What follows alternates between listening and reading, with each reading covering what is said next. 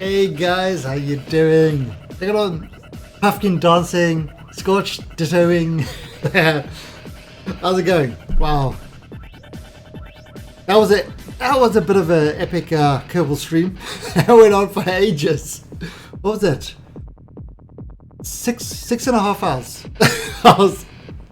So yeah, I need a little break.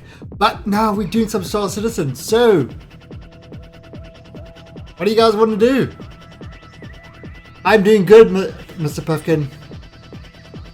I have to tell you the story. What is the story? The story about how the cat gets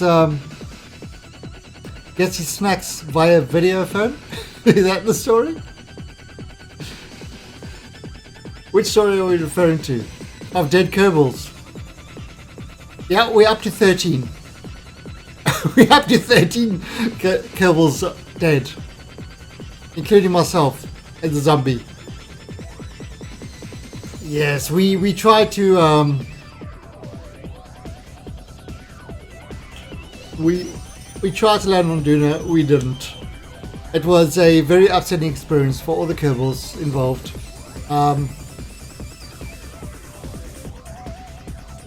What can you do? What can you do? Anyway, so who wants to play some Vanduul Swarm? Who wants to do some squad battle? Have we got enough people for squad battle? I don't think we got enough at the moment.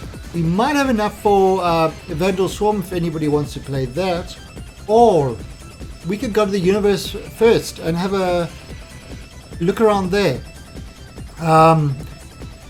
Now, if anybody's got any questions or wants to know what Star Citizen is about, then yeah, definitely ask the questions. A lot of people are not sort of completely aware what Star Citizen is actually about. So if you're unsure, ask. We are happy to answer the questions. If I don't know the answer, somebody in chat might be the answer.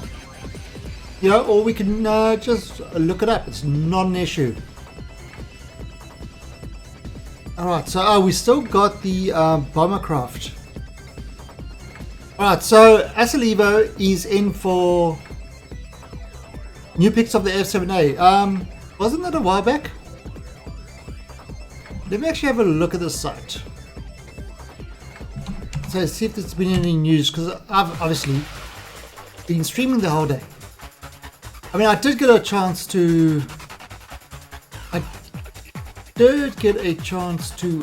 watch, you know, around the verse this morning, and had some of the gun art, which was really cool. But other than that, I don't remember seeing very much else. Oh, the Subvault. Oh, okay. Yeah, so they normally release the best ones to the public, and then, you know, the Subvaults is all the extra stuff. I don't look at that too much, to be honest. Yeah, not really a thing. I mean, we've still got that bomber thing on the weekend. Tomorrow my time.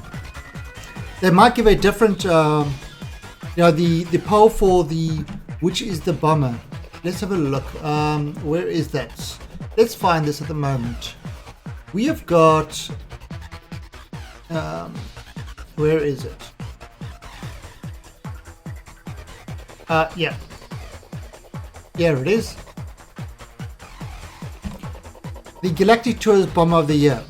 So at the moment we've got the Bomber Tour. I just brought it up. Okay, so we've got the Bomber Tour at the moment. So the Aegis Retaliator is currently winning the vote at 53% compared to the Gladiator at 47%. Meaning that this will go on sale again. I believe this was... Yeah. Although the Gladiator is not a bad ship.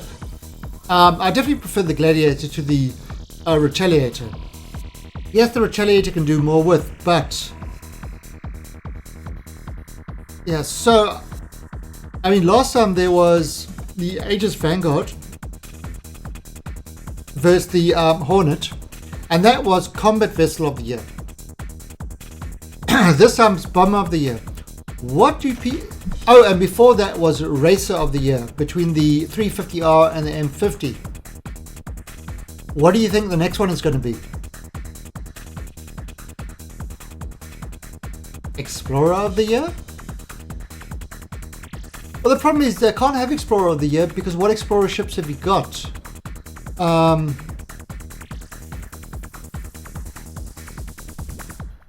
You know, oh yeah, the Retaliator is horribly bugged at the moment. Horribly bugged. Best alien ship. Interesting. They might have the Glaive and the K2O. Not the Scythe. No, definitely not. No, the Blade. The Blade. Actually, no. I don't even think they're going to have that. It might be the Glaive. The Glaive and the K2O, because every ship that they've had so far has been flyable, so that they're in your hangars. So, I mean, I was thinking Explorer of the Year, where they'll have the Carrack and say the Terrapin, or the Dur, or the Aquila. That's not going to work. Maybe cargo vessel? Yep. Interesting. Saber. What if they have Stealth Ship of the Year? And they have the Aegis Ghost versus the... No, it's not a limited ship. It's not a limited ship. All these ships that they're playing at the moment are completely limited. So this is not limited ships. Actually, I can take this off. these are not limited. Yeah, these are, the Ghost is not a limited ship. I was thinking about, Stealth Fighter, which would be the Saber versus the Glaive.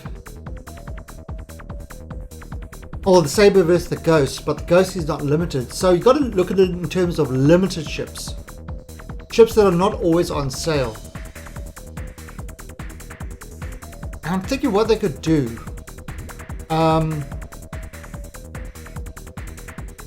I doubt they'd have a luxury ship. Because they'll probably have... No, but none of those two are in game. I was thinking of the 890 jump versus the... Yeah, the 890 jump versus the Phoenix. Andromeda Phoenix. So I'm not actually sure what the next ship will be. Because you've got to look at a limited ship. So the Saber would definitely be a good one to have. But what would they match the Saber up with?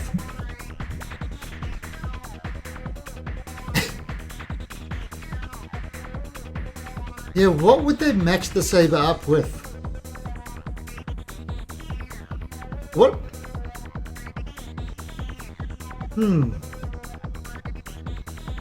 Yeah, you see, this is the kind of thing I'm not sure.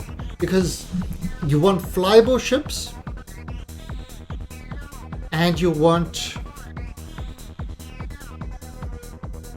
I think they might actually have Alien Ship and have the Glaive versus the Cartel. I think that's the only one I can think of.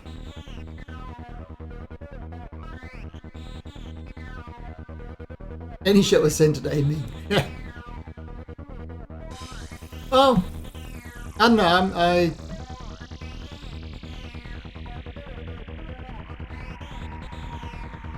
No, I don't think 2.6 is even with the Evocatis yet. No, I think 2.6. I do not think 2.6 is going to be before CitizenCon, even in the PTU.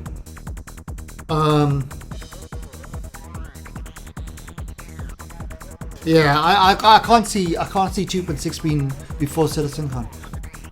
So what do you think? What do you guys think is going to be the next two ships? I'm going with, who said alien ships? Whoever said alien ships, I'm going with that. The Glaive versus the Car2L. Because those are the two flyable alien ships. Saber vs Super Hornet would have been the best dogfighting ship, not the combat ship. Yeah, but a lot of people want the Saber. It's a good ship. It's a really good ship. Alright, so that's it. I mean, is there anything else we want to look at in the... I mean, the chances are you're probably going to have the Retaliator available soon. I just can't think of anything else that is flyable that has got a proper matchup.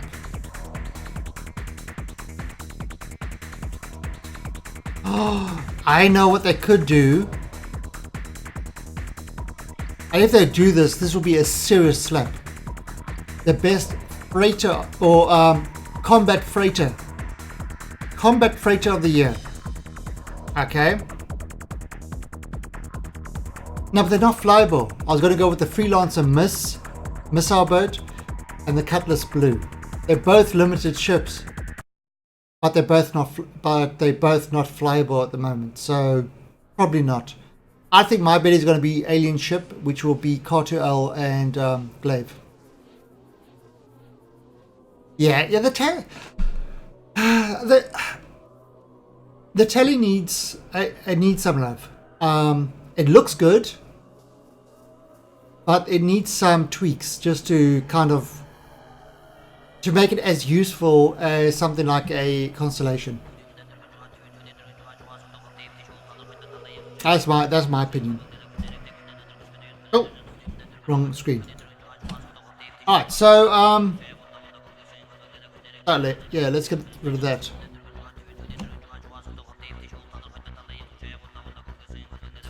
Yeah, I mean, I just don't think the thing is there. Oh, you know what other ship it could be? Snub of the year. The P-52 and what else would qualify as a snub? Now there isn't another one. Maybe best utility craft? Snub / utility craft? And they got the P-52 and the Argo? That might be a thing.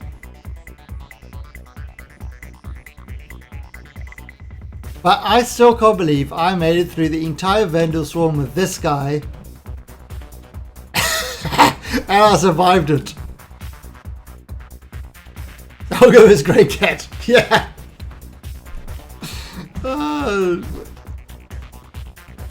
Okay, let's do that. Let's do it. Argo vs Grey Cat.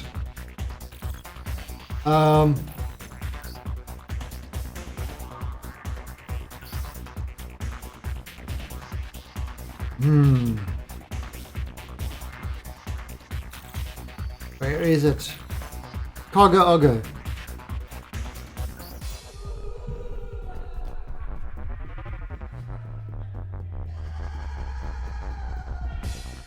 So let's see.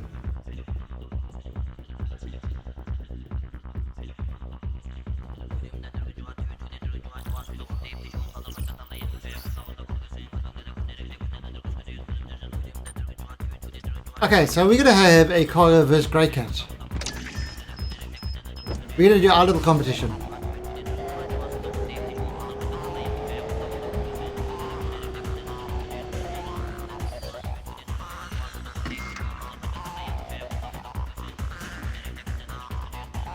Alright, so you've got the Argo versus the Grey Cat. Now, I can drive in the hangar. Hey Havoc, thanks for the host. I can drive in the hangar with the Grey Cat. I cannot drive in the hangar with the Argo. Therefore, Grey Cat wins. Without a Grey Cat.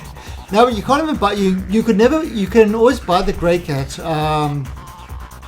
from the, I believe you buy it from the Voyager Direct store. I think it's like $15 or something like that.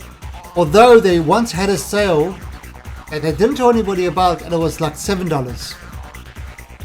And then I got a free one, actually for referrals. So that's why I've got two.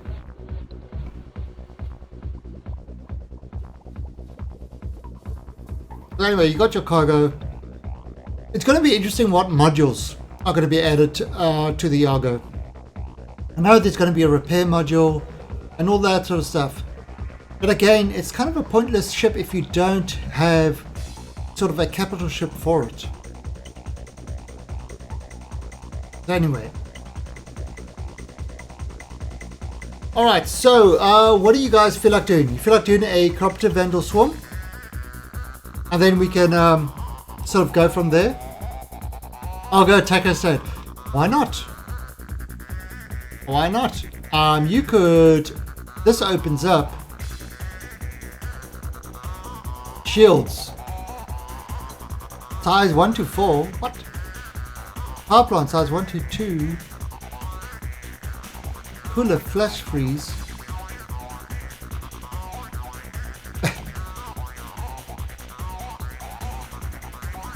Yeah, I mean this might be useful planetside, just to buzz around planetside. Alright, so Asalibo's in for he's in for a Vandal Swarm, Cooperative Vandal Swarm. Anybody else want to go? And what ships do we want to fly? What ships do we want to fly in the Vandal Swarm? Maybe I'll try the M50. See how my M50 does in the Vandal Swarm. Again, not the kind of best ship, but hey, we did it in Merlin's, we did it in Royal LNs. Anybody else want to play Cooperative Vandal Swarm with us? Otherwise we'll have to take some randoms. And you know what they say about randoms? It's completely random. Or I could use the Car2L. Oh, I can't use the Car2L there. Alright, Puffkin, any preference on type of ship? Or we just gotta pick a random ships?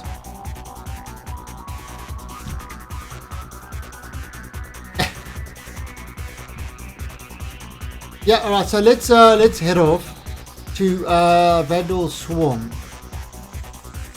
Cooperative Vandal Swarm. And again, if anybody has any questions in that, please feel free to ask.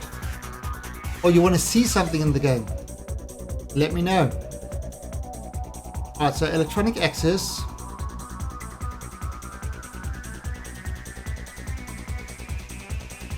Yeah, I think anybody takes whatever they want. I'm going to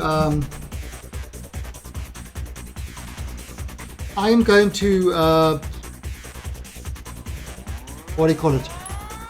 I'm going to go with the M50. I want to see how I do with the M50. Alright, so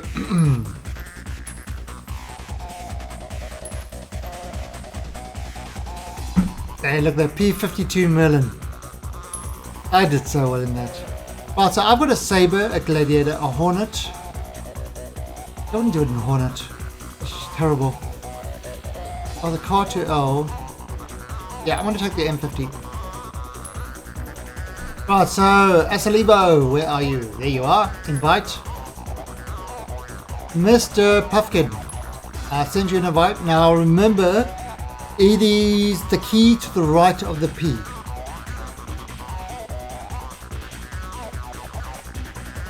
Alright, so we so everybody picked their ships. Oh, you got a glaive. Asaliva's going to fly his glaive. Should I use the Car2L as well?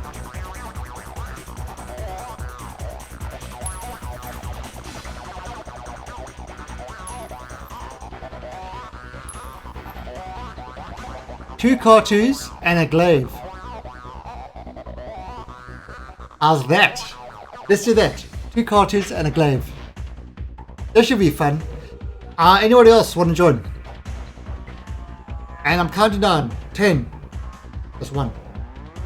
9. That's 2.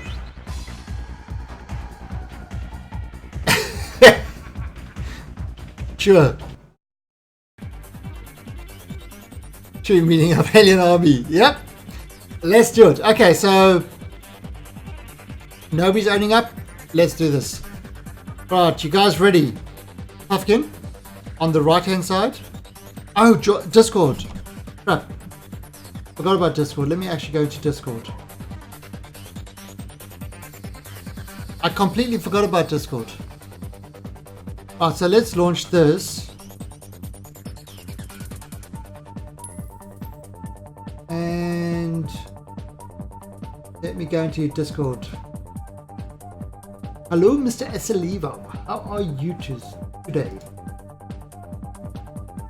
I'm fine, thank you. Excellent. Alright, so yeah, so you're going to be flying the glaive. I think I stole one in the Persistent Universe once. And it had so much drift. I don't think it knew how to go forward.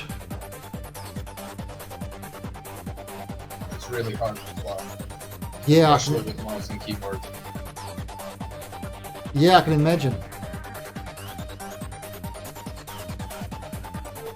Right, so let's have a look.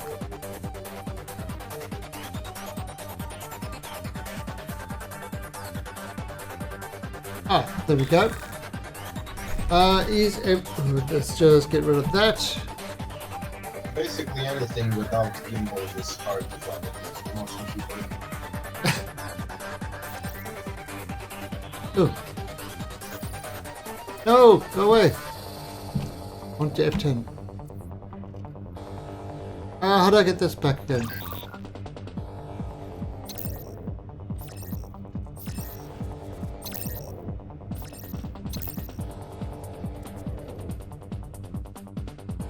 The one? Vandal swarm initiated. No, backspace. Warning. Oh, There are multiple Hey. hostiles inbound. how do I get out of this?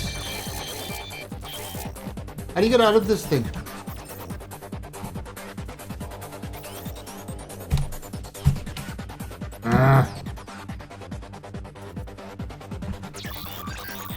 Okay, this is annoying. How do I get out of this screen?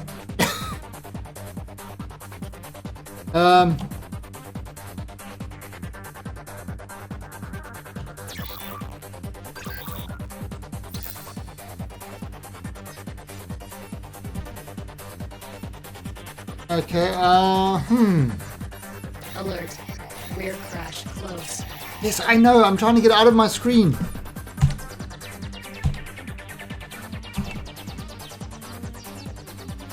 Really? Really? This thing is going to do this to me?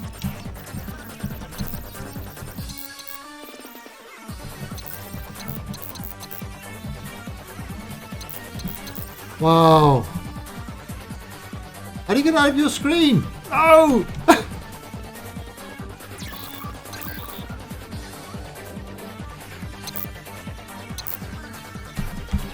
I hit backspace, control, alt. Alert. Rear crash close.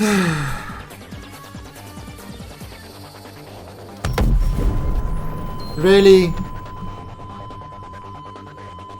0 hostile contacts remaining.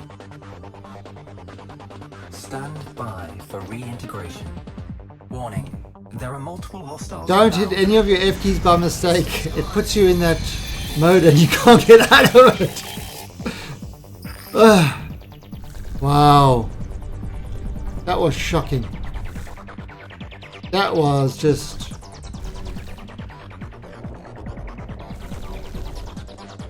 I just don't know what to say about that.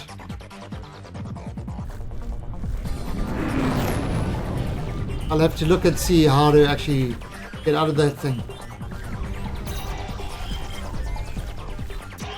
Alright, you can't talk because you're in you're not in what do you call it? Shields charging. Not in admin mode. Front crash close. Shields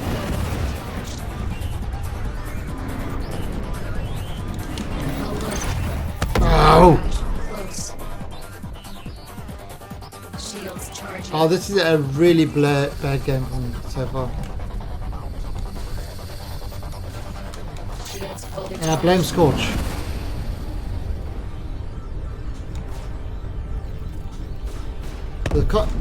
Ooh, stealing my kills, are we? 0 hostile contacts remaining. Contact. Elite units en route.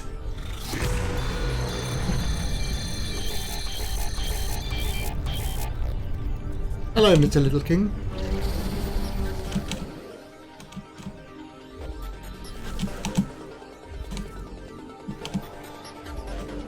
Really? You're not actually letting me turbo boost? There you go. At least with this you don't have to worry about missiles. Yeah, shooting them at people. Warning. You are approaching simulation boundary. Ah, there he goes. Yeah, remember yesterday with the P-52, I got so many people out of bounds by hanging around.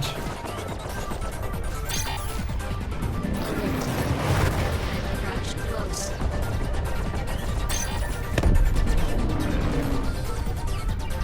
Alert.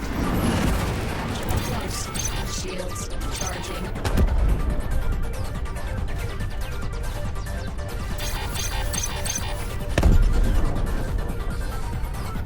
Elite units. Okay, so what's that? Yay, I'm in front again.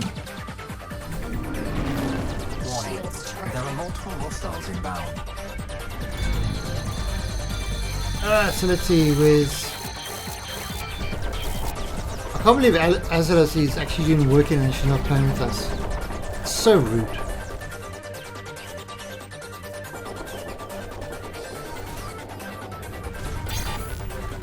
Shields. Is she listening to us?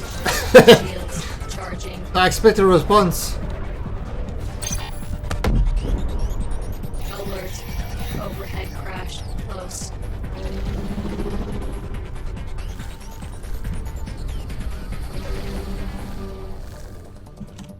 Hey, there's the response.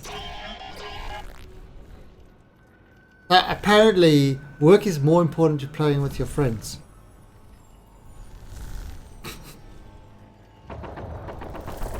What?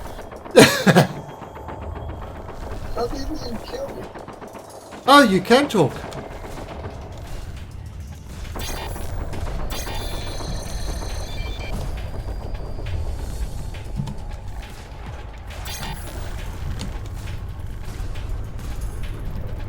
Alert. Deck Oh. crash close. Oh, well, in this case. Oh, you actually get paid for it. Oh, okay. Getting paid for work. What a unique thing. Most people just work for free because I love it so Shields much. fully charged.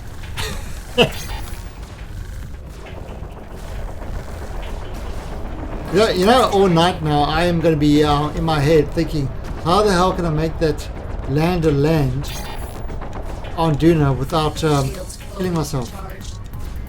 Yeah, I'm not going to be able to let that go the whole weekend.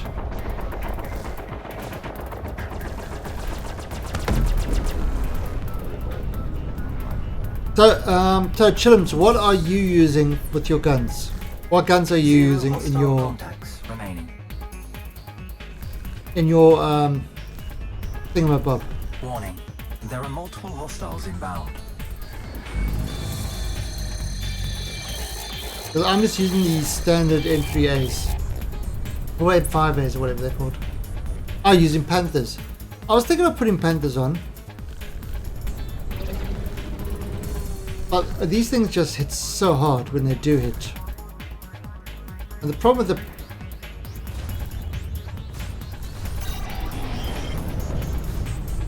I mean, I suppose... If I had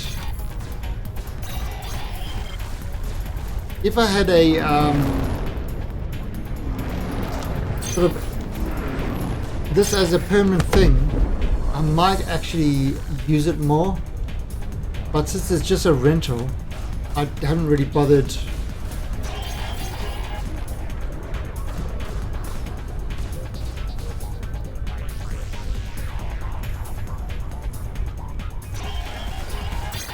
Alert. Overhead crash close. Shields I charging. hate it when it gets stuck in goddamn debris. Oh yeah, that's the worst. You are approaching the Alert. simulation boundary. Port crash close. Oh! Wow. Yeah, I mean, I hope they fix up a lot of those problems with 2.6. And the dead body in the cockpit. That's another one that... They did mention a new flight model. Warning. You are approaching the simulation boundary. Shields Warning. fully charged. You are Shields approaching the charging. simulation boundary. Oh, so let's see, we've got this guy. Warning. You are approaching the simulation boundary. Yeah, talk about, Warning. You are approaching the Shields simulation talk about boundary. skimming the boundary. Zero hostile contacts Although- remaining. I gotta say, last night with the Merlin, I lived on the boundary. Elite units en route. God, but it was so hard killing things with little size 1 guns. Damn.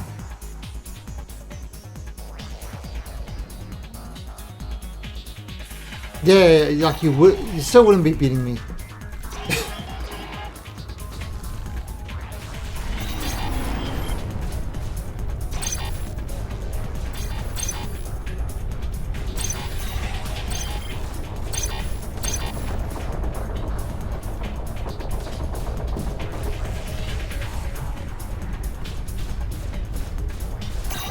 Come on.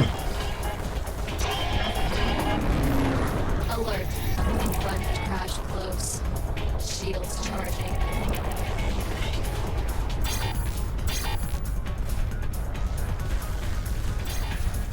Alright, so let's see. Finally. Now I wonder how. I need to ask Sumter how he constantly gets the missiles to miss him and go after other people. But that's an interesting thing I need to learn.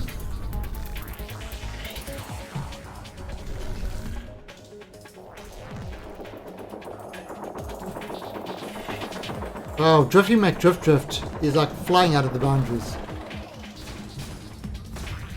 That's you, by the way, as Levo. You're Drifty McDrift.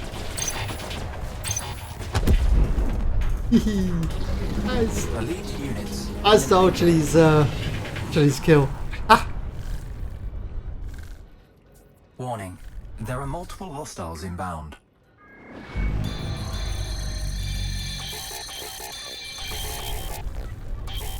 But you know, interesting thing is we are getting so much better. Yeah, just playing this. I mean, you can see our times are going down. People are actually getting their targets. Everybody's scores are rising all the time. Today I finished in 21 minutes with a crazy ass crew. Really, 21 minutes. Shit. Yeah, random crazy people. What were they flying? What do you think? Sabers. 3 sabers, yeah.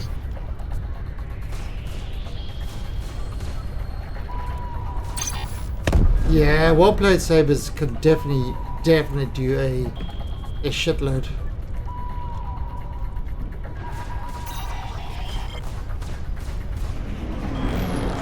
Hey, just do a random group and that's what you ended up with?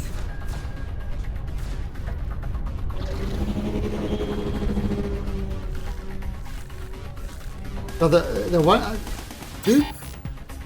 No, we didn't have a random with our... yeah, we had a random when we did the Aurora battle. Like I must have thinking, oh god, what did I get? Warning. You are approaching simulation boundary. Alert. Warning. Front crash You are close. approaching simulation boundary.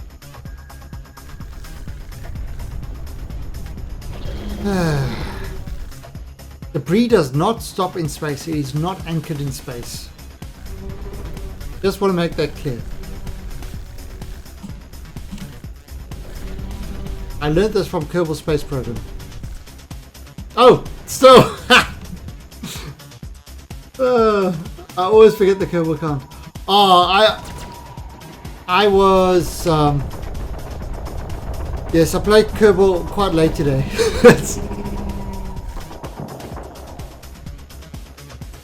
I don't feel guilty about killing Kerbals. Well, the Kerbal death count definitely went up. There are multiple hostiles inbound. I wonder when 1.2 on the Kerbal is coming out. I mean, there are other games.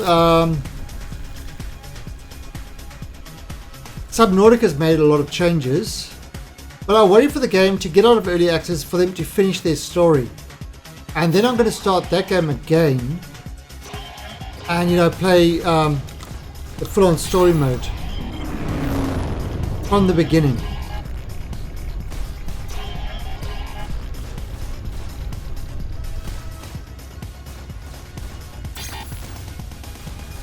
Wow. I think I finally figured out this blade.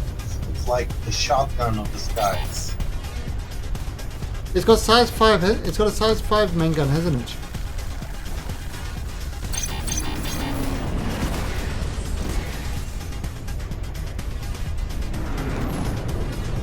Shields charging.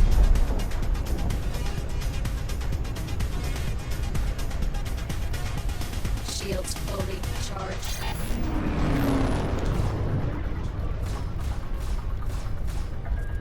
Am I like drifting completely on this thing? Where's my progress? Shields charging. Isn't it funny? I keep referring to prograde and retrograde. Shields fully Warning. charged. You are approaching simulation boundary. Wow. 0 hostile contacts remaining. Warning. You are approaching simulation Yes, I boundary. know. I'm flirting with the Elite units en route. flirting with the boundary. You are approaching Flirting, damn it, simulation boundary. flirting.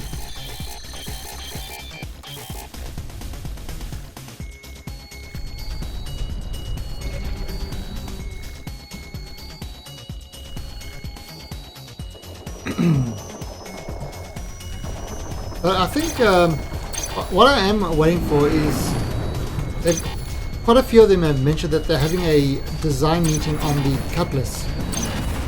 You know, the new Cutlass. And I'm waiting to find out what that actually what the results of that design meeting are. What they've decided that the Cutlass actually is. That's what I want to know. Alert. Still nobody knows what the Cutlass actually is. Shields charging.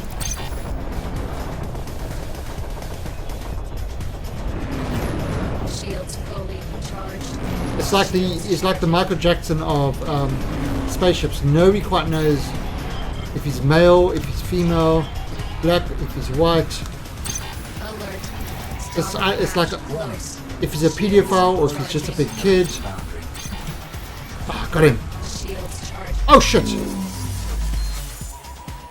So it's so you really, the Cutlass is one of those things that I just want to know what it is or what they've decided it is.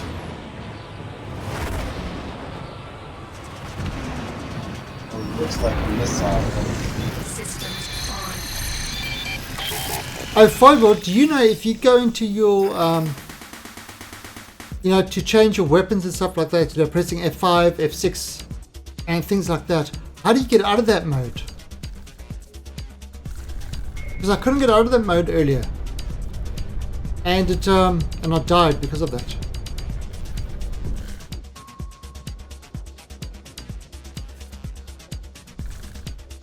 Okay, yeah, see, now my ship's back to normal.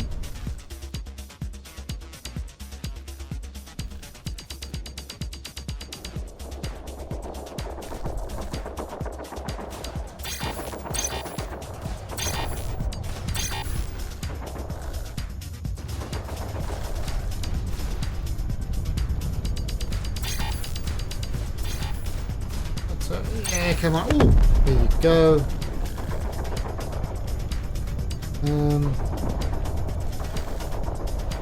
Hello, Mr. Major Payne. How you doing?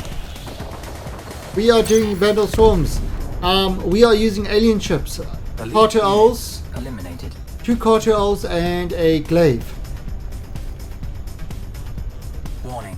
There are multiple hostiles inbound.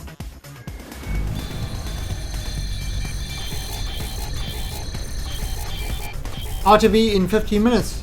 Really? It said, didn't I say 7 a.m.? Was it CS? No. Oh, if it's in 15 minutes, then yeah, we should watch it together.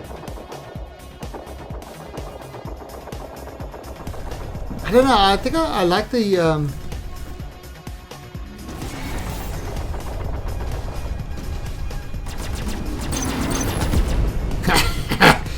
That was called kill stealing.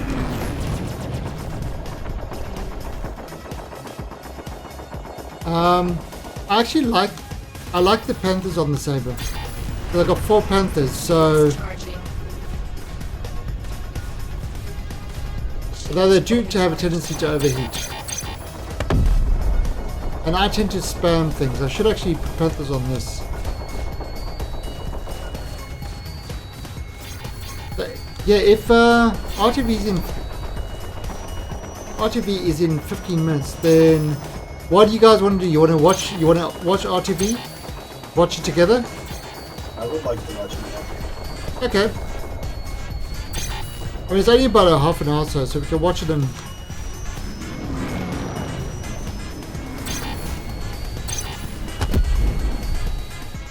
have a chat while it's on.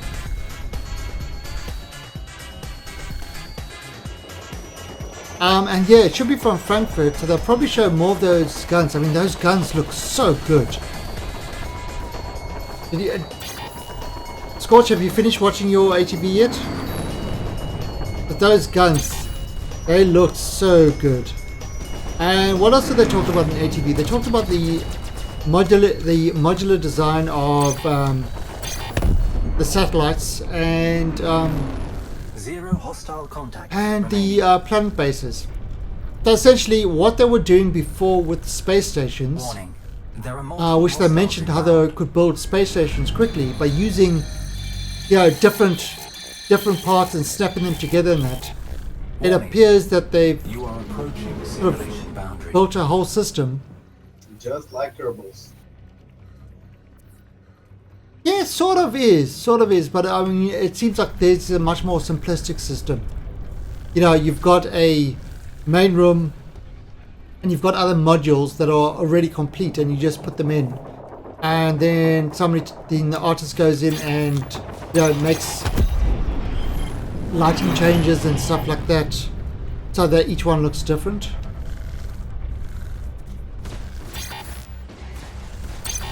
I would say it's more like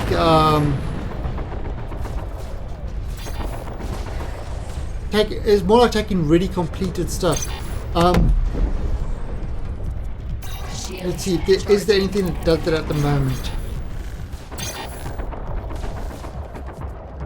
Yeah, it's so yeah, it's kind of like, okay, so you build a room once with all its furniture and stuff like that, and then you can just copy and paste it all over the place. Then you put it in combination with other rooms, and that makes up your house.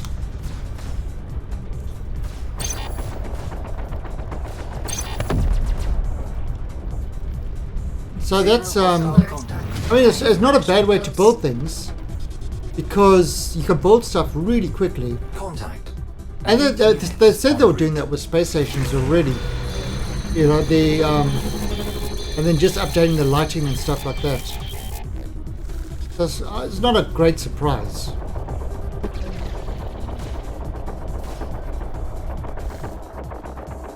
But on the other hand, they're not letting the procedural generation build all the places, so you're not going to have totally ridiculous layouts. I mean, you've seen kind of No Man's Sky. Every time you go to a base on the ground, it looks exactly the same as the other base on the ground. Everything is so procedural, everything looks exactly the same.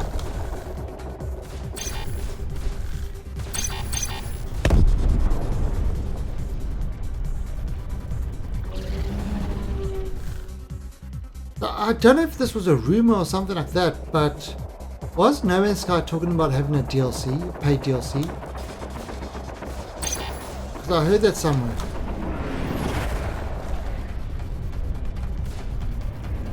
I mean, if they do that, wow. And also I heard that at the moment, Alert. I think they've got 1,000 concurrent players. That's it.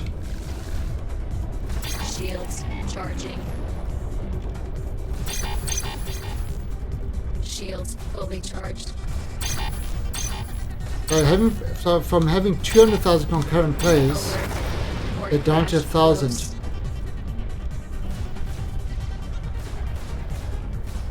Shields charging. Actually, I wonder how much Evolve has got at the moment. 'Cause I know Evolve also had like a massive amount at the Shields fully beginning, charged. and then it just dropped down to almost nothing. You are approaching the simulation boundary. So how do you guys like stroking those Xian balls? What? Oh, the Xian balls. Xian balls are lovely, are soft but firm. They just feel good in the hand. Warning. You are approaching simulation boundary. Turtle balls rule. No, don't die! Warning. Damn it! You are approaching simulation boundary. So look at him, rubbing the, look, rubbing it, oh yeah, And a little bit of the side action. So wrong.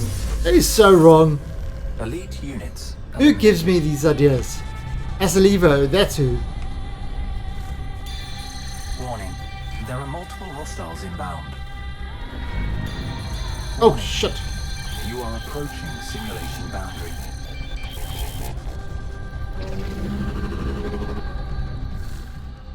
Yeah, but this ship definitely is like... It's like you're always on the border of blacking out. But there's the car too.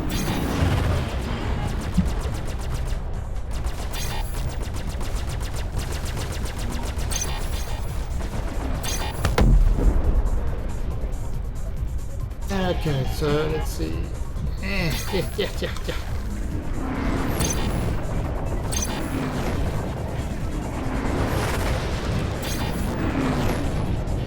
It's mine. Stop. Don't you steal him.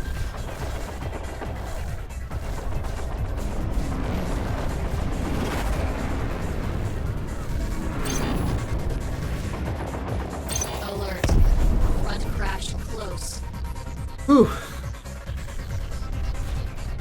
I'm trying to control my speed. But it's not the easiest thing with my left hand is keyboard. Controlling your speed can be a bit of an issue.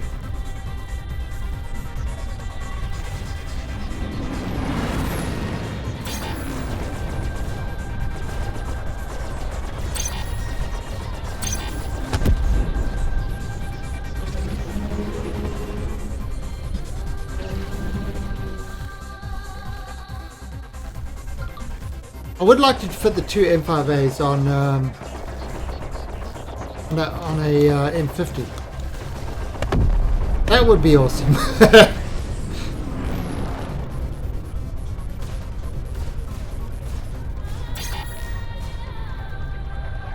Ooh, on a Merlin. Two M5As on a Merlin.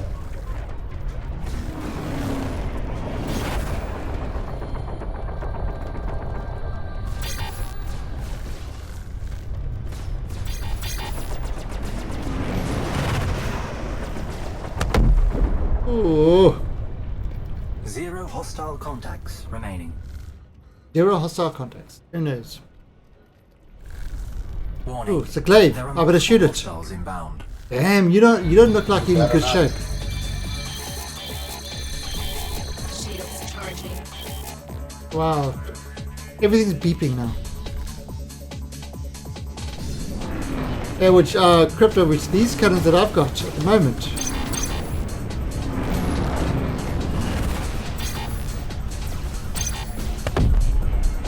They are not bad. Crash close. I mean, these are not bad things. The size 3 guns.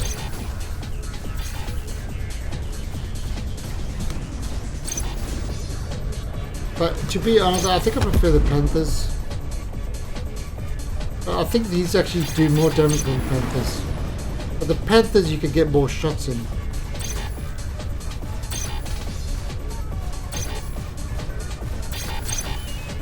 And again, I don't quite know the stats.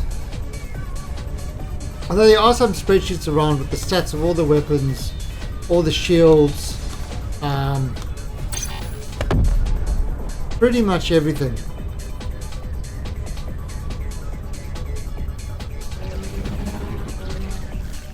These guys, I mean the K2 is a great, I mean it really is a nice fast ship. But I still think it's it needs another 2 size 2s at least to make up for the lack of missiles. It's also a pretty big ship. Well, it's got 2 size 3s. You know, another 2 size 3s would be better. They would actually put in the same range as a Sabre, but at least another 2 size 2s. At the moment, it's just not. Contact. Elite units. I think it just en needs route. more.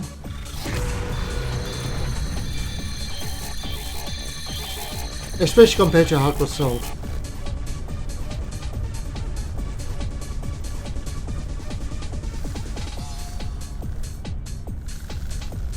Yeah, M5As are size 3s. That's why I was thinking of putting Panthers on instead. So it's got, like I said, it's got 2 size 3s at the moment. But I think what it needs is another, at least 2 size 2s. So you've got 4 guns, 2 size 3s and 2 size 2s. The problem is with this, against the Vandal, I mean, easy peasy, but when you're playing against user ships, you know, it's not a lot of firepower. Shields charging. Oh yeah, no, but I must say, I've got four Panthers, which is works better for me because they got the same pips. You know, it's 1 pip. Unless I can get 4 M5As, then Shields will be charged. that might be something.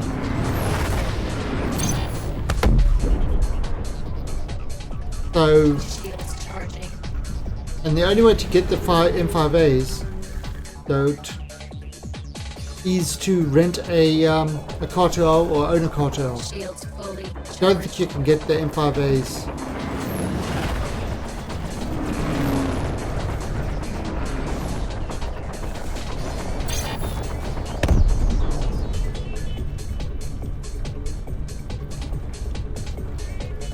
Yeah, it'd be an interesting one to try out.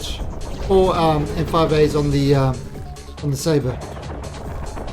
You won't have the high fast rate, but I feel the M5As do hit harder. Alert. Rear crash close. Yeah. Although, I mean, when my Sabre gets on Vandal, they die a lot quicker. Elite units eliminated.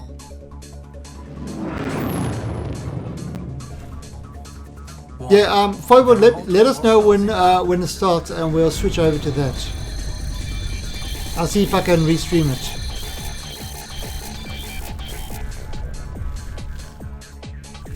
Yeah, RTV is in Frankfurt, so the time would be kind of more suited. I'd say so far the most uninteresting stuff Close. is for me has been the LA office. That's been the most uninteresting of the RTVs so far. Alert. Overhead crash close. And I thought, didn't they say that all the Drake stuff was going to be done in LA, and now it's been done in Austin? I'm not sure what's going on there either. Alert. Deck crash. If that whole thing's changed.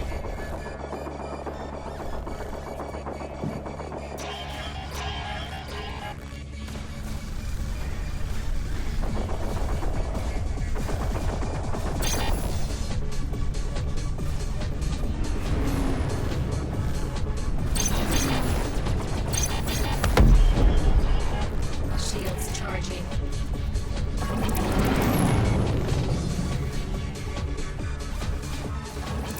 So let's see. Dun. And we got Mr. Brian Chambers will be on RTV as well. Alert. Port crash. And unfortunately, Twix, the meanie, has taken the Brian Chambers emote and made it his channel sub emote, so that I can't have it on my BTTV anymore. 0 hostile Shields fully contacts charged. remaining. I can still do this though.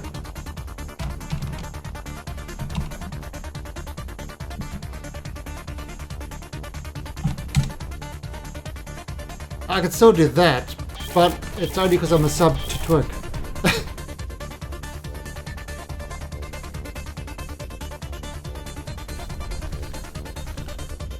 They used to be on a BTTV, so anybody could use it. You know, you could add it in.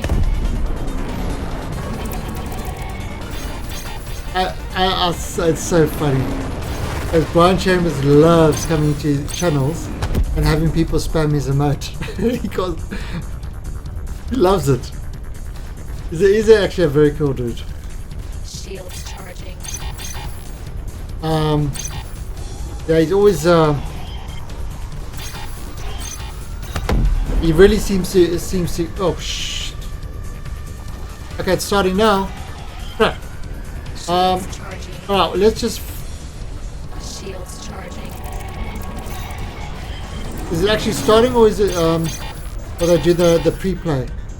We're right on yeah, we're on wave 17, so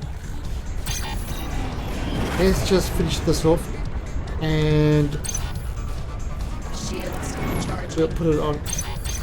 Shields charging. Warning. You are Alert. Oh no! Close. And I'm dead. Oh shit! I'll be right back.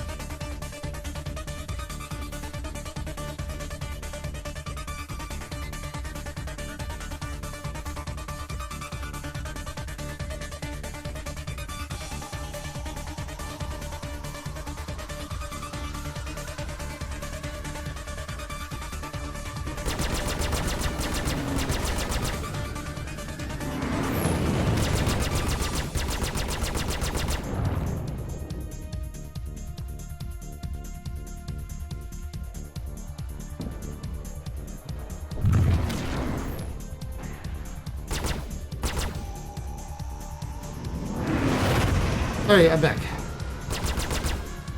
Look at that, it looks like an insect. Respawn 0.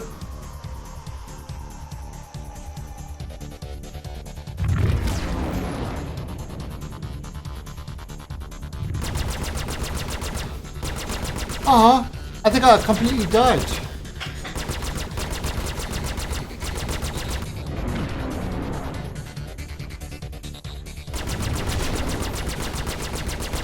See, that's the Xeon using sabers.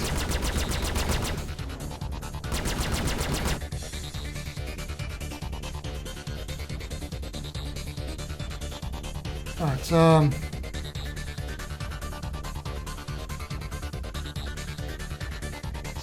okay, so let's just... Oh, that doesn't look like they've started yet. Oh, they have started. Alright, so what I'm going to do is I'm going to put this on the main screen. And there we go. I need to stop my music. Our best to implement that. And as you saw in the video, I was working on the satellite modularity. Yeah. So yeah, the satellites, and that was cool. It was cool to see all the parts and pieces and having a system that comes together that creates that amount of variety, right? With that, and jump into it, I'll ask the first one. So with the variety that you have so far with the modular satellite pieces, how did you choose which ones to go for, or which satellites to build? Were those based purely on gameplay? I know you had an aesthetic drive for it as well, so you could see the silhouettes. So really, what kind of governed that? So yeah, it really started with Oh, why you my do own this? research. So looking at the satellites that there currently are in the world, looking at Star Citizen and really thinking what purpose these satellites would serve in the Star Citizen universe. Yeah. And then the reason that I chose those three, the defense, communication, and the science, was they were the most distinctive types. And by picking three distinctive types of satellite, it meant that I wrote my documentation, the design documentation for it, and they were a good test to see, if the system is versatile enough to make those three types of satellites, then it should be versatile enough to make any sort of No, that's satellite. cool. That's cool. Oh, Twitch, why are you doing this? Speaking of that, and kind of, digging in documentation and specific for Star Citizen. I mean, you're in a senior role. It typically means you've been doing this for a little bit of while, so you know what you're doing. How would you say being a level designer on Star Citizen differs from other level design jobs you've had? Sorry, it's this is the problem I've got when I try to watch Twitch. I get constant buffering. So anything when above I'm low. working on a location, everything has to serve a purpose. It's not the case of we're putting something in just because it looks Okay, I'm going to sort this out pretty. right now. It feels a lot more like being an architect, thinking about what does this location have to do? What are the constraints that would be on this location? And then finding the most elegant solution to all of that. And when that's done well, a player just walking through the location will be able to tell the purpose of the location and the history of the location. Right, I've just put onto VPN, so hopefully I should get a much better signal now. If it comes back. Yeah, it's kind of one of those unfortunate problems that, and this is why I multi-stream on YouTube, because I have to use VPN in order to watch Twitch at anything above low quality. Are the modular stations going to have interiors established with them, or are they just the basic shape of the satellites? Yes, so the modular satellites will have some internal playable space. Okay. We can think of the current ComArray. So there's some internal space in the satellites that I was showing. There was the hub module. Yeah, we did have that one section where you're flying into. Yeah, but are the interiors even going to be more expansive than that, or is that still too early on to say? There will definitely be different interiors. So dependent on the size of the satellite and the purpose that it serves, there'll be different size interiors, and also the interiors will be very, very different depending on what type of satellite it is, whether it's nuclear power or solar power. And yeah, I'd really like the feeling of when you get into the hub of it, that you can really see the kind of gubbings of the satellite. You know, it doesn't seem like a normal place like you would have on the stations. It's like very, very sort of technical and almost a bit dangerous, you know, to go inside. That'd be really fun. Awesome. Another question: will satellites be destructible? I mean, I know that we're making these modular pieces, but can they be destroyed? And so the design is that the modules will definitely be things that you can break and you can repair. Going on from that, we are also exploring if they will be completely destructible, and then how they would be replaced. That's something we're still having an ongoing conversation about. And I think it would be good if that was possible. But imagine if that's that important satellite that's there that you've owned, or it's whatever, it exists, and then somebody comes by and destroys it and so on, and now there's commodity because you have to replace it and you have to get the parts, and so yeah, it'd be great, because then, like you say, it leads to interesting gameplay. Another question, which actually I haven't heard this one. Do some of the satellites use standard ship components such as power generators, coolers, etc., or are they all unique standalone parts just for the satellites? So the parts will be standalone parts. Okay. But their functionality will be very similar to the things that we'll have in ships, and the way things are repaired and replaced, but they will be specific for satellites. So I think that does make sense, though. I mean, because a satellite is a specific thing, right? It's not, oh, let me take the satellite part and repair my ship. Right? Yes. I mean, that's a little MacGyver. It's kind of cool, but it's not realistic. Yeah, so they'll be similar, but like you wouldn't use the same components to fix your car as you would your house. So they're definitely going to be different beasts.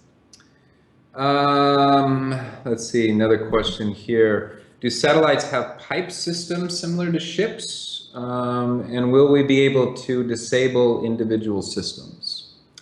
Yes, they will work very similar to the way that ships work with the piping systems, and being able to disable certain systems. Yes, that will be something that happens. when you're approaching a satellite, if you're trying to take things offline, that can be something you do externally. So you're causing damage to the satellite, or you're going inside the satellite, hacking the computer, planting viruses. So you've got different approaches to it. But yes, it is similar with the piping system to ships. Cool. Another question. The satellite construction system looks like it's limited to 90-degree angles. Is that true? And if so, what are you going to do to try to avoid a sort of Minecraft-like look? Okay. So at present, the modules that I was creating, most of them had these 6 points to join them. And that was so you could grow them out in different axes. But that won't necessarily be the case on all modules. And when I was working, it was very much for a white box prototype type of stage. So they won't necessarily be at 90-degree angles. And I don't envision it becoming like Minecraft, that, you know, that those things grow out and become hugely complex. You can look at the things like the space stations as they are now, and the way that they are constructed. You know, that's the kind of some of the inspiration. But, on the work that we saw, and this is my question, on the work that we saw actually in the video, how far along would you say, you know, as a prototype, because it is still fairly early on, right? Is it, you know, did that take you a few weeks to put together? Did you spend a month on that? And how much further time do you think it's going to take to get it where you guys want it to be? Yeah, in the amount of time that I spent on that was probably about a month. Okay. To do the research, do some prototyping back and forth. And with something like that, obviously it's not just level design, but speaking to the other designers and getting feedback. But now it's with the art team, and they're working on some concepts. So when it comes back from them, then there'll probably be a little bit more back and forth. But it shouldn't be too long until I can start constructing satellites with the pieces, which is going to be something really, really exciting. I'm quite excited to see the concept. It's cool, and stuff like this too. I look forward to, you know, in the months ahead, kind of revisiting, showing some of the old footage we shot versus, hey, this is where it is now, and this is how it's functioning, and these are the things that modified and grew and changed, you know? It's cool. Another question. Can players control a satellite in any way? At present, we are designing these satellites to be things that you can interact with. So you can destroy them, you can fix them, you can potentially plant viruses on them. Control them is something that we're not looking at right now, but in the future, that would be great. We'll just have to see how it plays out. I mean, it's very early days, so this is our scope at the moment. But I mean, that would be nice, and we'll just have to see how the process evolves and where it takes us. Another question. Excuse me. Will some satellites have automated defensive capabilities to protect themselves? And this kind of falls into the destruction as well, right? Yes. If we can blow them up, can we set something on that they'll protect? Yes, most certainly. That will be dependent on whether it's a military satellite, how sensitive the data is on it. But yes, the satellites will certainly be able to defend themselves. So it won't be an easy job to take down a satellite, and that's something that I'm really looking forward to. If you have a team of people, you can take down a satellite, but maybe as you're taking it down, it's firing against you. There's reinforcements coming. So just from this one satellite, you know, there are ramifications that could spiral out. So yes, that will happen most certainly. That's cool. That's awesome. Another question: will satellites orbit their assigned location? Sorry, go on. Yeah. So when I speak about satellites, it isn't typically a satellite orbiting a body. So as there will be objects that you interact with in space, but satellites is just a nice name for them because you can visualize them, and that's what they look like. But they won't necessarily be orbiting a body, a planet. Okay. Cool. another question here. Where are they?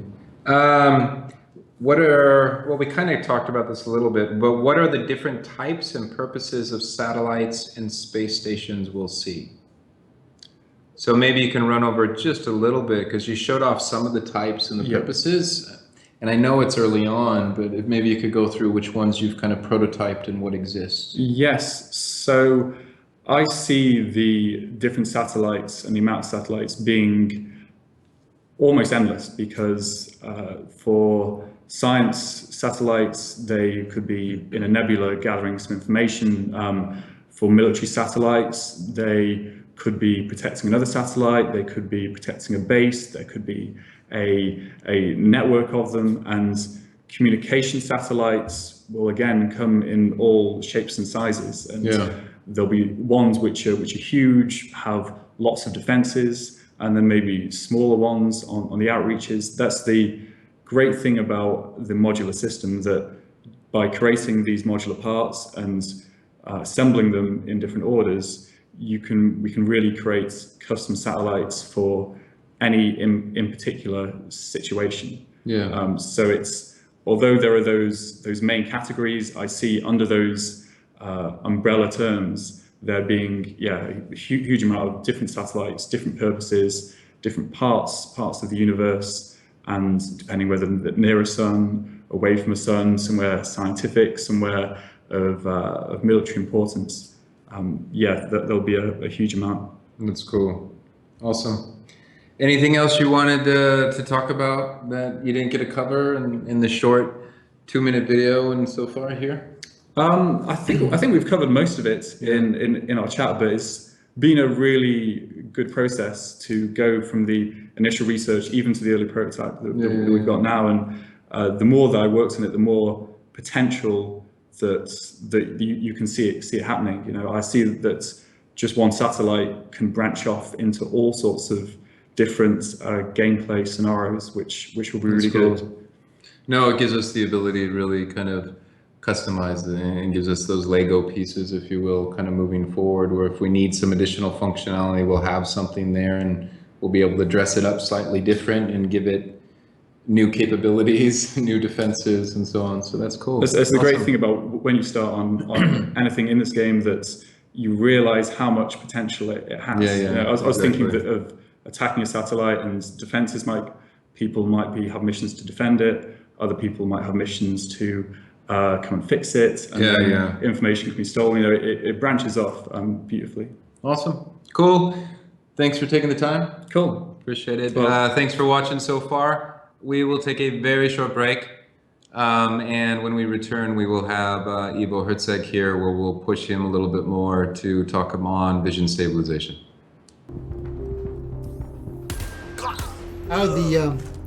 This is the guy. Remember when we were talking about the video, I said it's a lot more complex than just moving the headboard.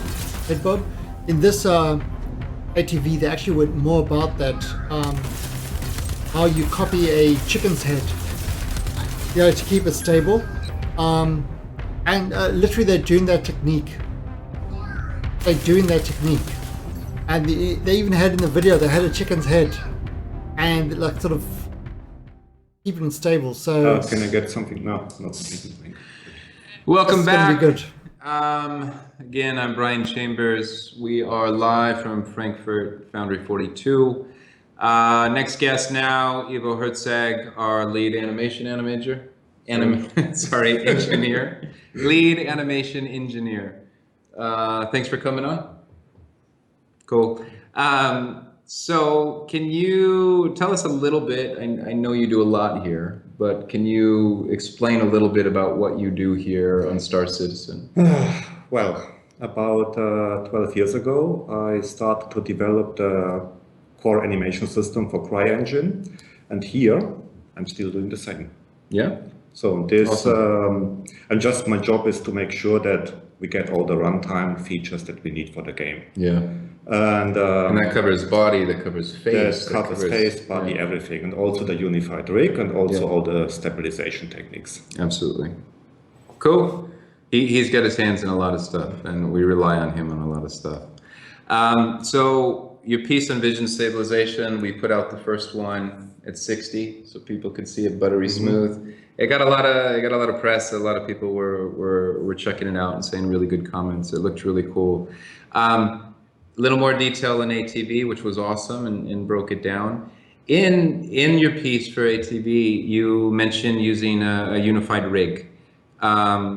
There's all kinds of rigs that are out there. So can you explain a little bit to people out there that are watching what a unified rig is and why we chose to go the route for Star Citizen? Okay, that's a little bit of a problem. So before I start to explain what it is and for what we need it, it's a bit easier to just take a look how we do it in a more traditional way when we build a shooter. So when we start with the traditional methods, and that's what I call the split between first and a third person rig, then it's pretty easy to get at least a floating camera to work. Yeah. All you need for that is a simple rig for the position of the camera and a skeleton for the arms. And if your game is only a single player game, then that's all you need. That's then the best you're solution. done. Yeah. That's why everyone starts with this solution. Of course. But games are a little bit more complex than that. And when people walk around and they look down on the ground, they expect to see maybe some parts of the body, maybe the legs and how everything is moving. Yeah. And then you have the first problem. You need to add a second rig only to see your own legs in first person. So you need 2 rigs. Yep. And every game today is a multiplayer game. That means in multiplayer, other people need to see your body. So you need to add a third rig. That's a full body rig. So that other people can see you in multiplayer. And that's the one we also use for the shadow rendering, that you can see your own shadow in first person. So you need to deal with 3 rigs, 3 skeletons for 1 player. Wow. And you need to keep all of them in sync. Yes. And that's a big issue. That's the trouble. With unique animations. It calls unique animation systems. Yeah. It's fundamentally different how we animate first and third person, which means you need a different animation system for first and third person. And you need to keep some of both systems in sync. They run in parallel. And both of them have not much in common. They don't share anything. They both need their own set of animations and their own code logic. And that's the trick. And with a unified rig, well, we have only one single rig, one single skeleton for everything. And we also need to share the animations on both. And that's the tricky part, sharing the animation. Yeah. Making sure we can play them on both rigs. Absolutely. So that takes a little bit longer. So it's a bit hard to get all of this started, but I think as a long-term solution, the unified rig will make things a lot easier. Yeah. Now that we've gone to the point that we have a unified rig, what does that mean for development? What does that mean for the players? Does it have an impact? Well, it has a lot of impacts. First, you need to develop it. Of course. But I mean, once it's out here and now that it exists, that's going to change in a way workflow amount of assets and so on. There are several points that we didn't even expect them when we worked on it. So first of it reduces the animation count a lot. Yeah. So we need way less animations just to animate the hands and the weapons in first person. And I can give you now a number. For all the weapons we currently have on the screen in Star Citizen. So we need only 50 animation assets, not more. That's what we play at the moment. If you compare it with Crysis 2, we had 1,200. That's a pretty crazy number, just for the hands to animate it. It's a bit of a difference. Yeah. Of course, we will not ship the game with 50 animations, but even if we have 150, it's still a lot less. So the system is very compact and it's a pretty elegant solution. Of course, the unified rig. Slide you a little bit closer so we don't lose you off screen. Okay. Cool. And so what did I just say? The unified rig. Yes. It also forced us to completely rethink the way how we animate or how we will animate in the future. Yeah. Because if you aim in third person, you can move the gun around, but you have only one reload animation. And we have to adapt it to all these different situations, to all these aim directions. Which means every animation we get, and we still use animations, but only for the timing and the style. It goes through a very complex IK system, and we generate the animations kind of at runtime. it gives us a lot of flexibility, but it took a while to get the system up and Yeah, running. yeah. No, it's cool. I mean, I know this is something we spoke about a while ago when I know that we were starting to explore the unified rig, and I know even in your past experience saying that it was going to be a huge challenge and that it was going to take quite a bit of time. So I mean, I think even from your own perspective, the progress has been incredibly quick to get us at least to where we're at now. Yeah, okay, there are actually more points, I mean, because now the rigs are the same. Yeah. We don't just have less animations, we can even share them Yeah, with the yeah. third-person model. And that's a huge So point. that's a double Yeah, yeah. advantage. That's cool. And then maybe the biggest advantage of the whole system, what I call the killer advantages, for the first time we can really use different, or we can combine different techniques to animate characters. Yeah. We can use animation assets, we can use inverse kinematics, and we can use physics simulations, all on the same body and on different joints, which is pretty cool. And a practical example that we have at the moment in the game, that's our implementation of EVA. And that's a gameplay feature. Yeah. And in this feature, you are actually a ragdoll, a real ragdoll. Yeah, yeah. And if you think about it, it's a bit crazy. You jump over this platform, you are in space, you are floating around, and from that moment on, every single joint is going through a physics system.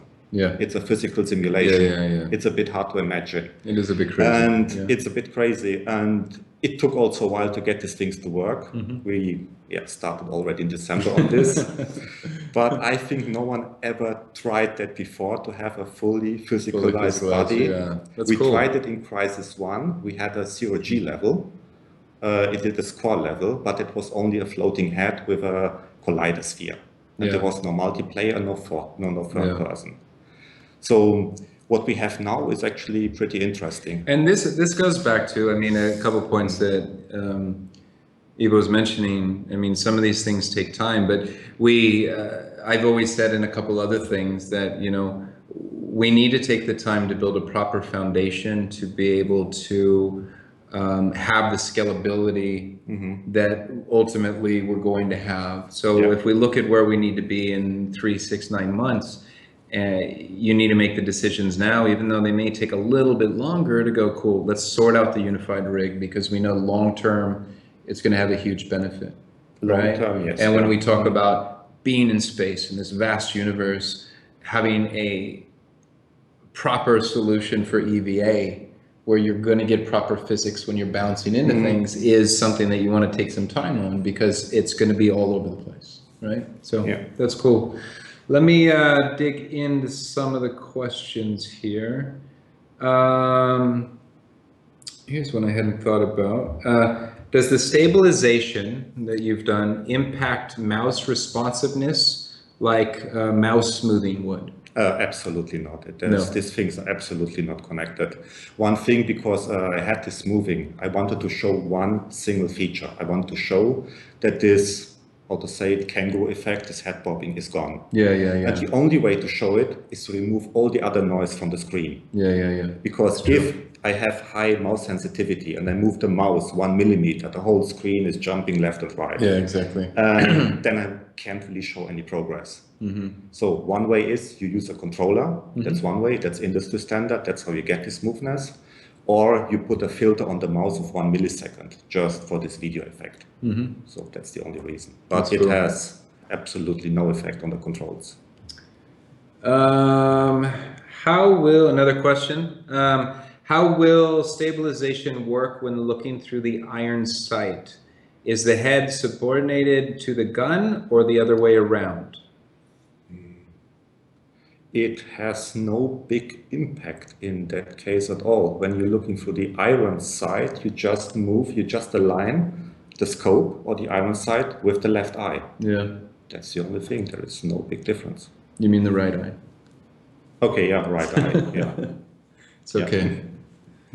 Sometimes they don't know their right from left, but you know, it's good. Another question. So what we saw in the video in regards to the work that's done so far, would you say that, you know, how far along is that? Is that kind of we're done with vision stabilization and we're moving on, or is there further work that you need to do there? Okay, now this is a really tricky question. I doubt the work is done. That's very unlikely. I mean, just last week we had this huge refactoring with all the aim poses to make the transition smoother and also improve EVA. And we are just at the beginning to understanding what makes movement on the ground feel natural. Because what we had before was not real. And the interesting thing is, head bobbing for some reason is no issue when you are sprinting. If you saw my video, in all the sprinting it was turned off. We can tweak this issue per asset. So animators can tweak it. So it's interesting. For one locomotion, you need perfect stabilization. For another, it doesn't matter. And all the other games like Call of Duty Battlefield, they even have this camera roll. It's pretty extreme when you're sprinting, and nobody complains about it. And one thing we don't want at all, nobody wants it. We don't want it that walking on the ground feels like floating in EVA. No, of course. Yes, absolutely. That's a lot of fine tuning. We don't quite I mean, understand also how to get because there. if you think of the design, you know, the guys have suits on, you know, these things have weight and they have armor and so on. So, I mean, yeah, we want people to feel solid and be planted. Absolutely. Yeah. Cool. Are you afraid that head stabilization will make character models look too much like birds when viewed in third person? No, Yeah, you heard absolutely it. not. So yeah, I mean, but that is one thing. I mean, in part of the R&D and to get where you were, I mean, not only was it to get it stable in the first person, but also to look natural as we want, either, you know, firmly planted or so on in third person, right? In some way, and in third person, the difference visually, it's actually really hard to see. I mean, you have this camera with this helmet, and you have some leeway. You can move the camera around to keep it stable. And we visualized all these curves we get when we have head bobbing. And the movement on the motion data was not that much, but this little movement, this plus minus 3 centimeters, was already enough to drive some people crazy. And that's the only thing we reduced.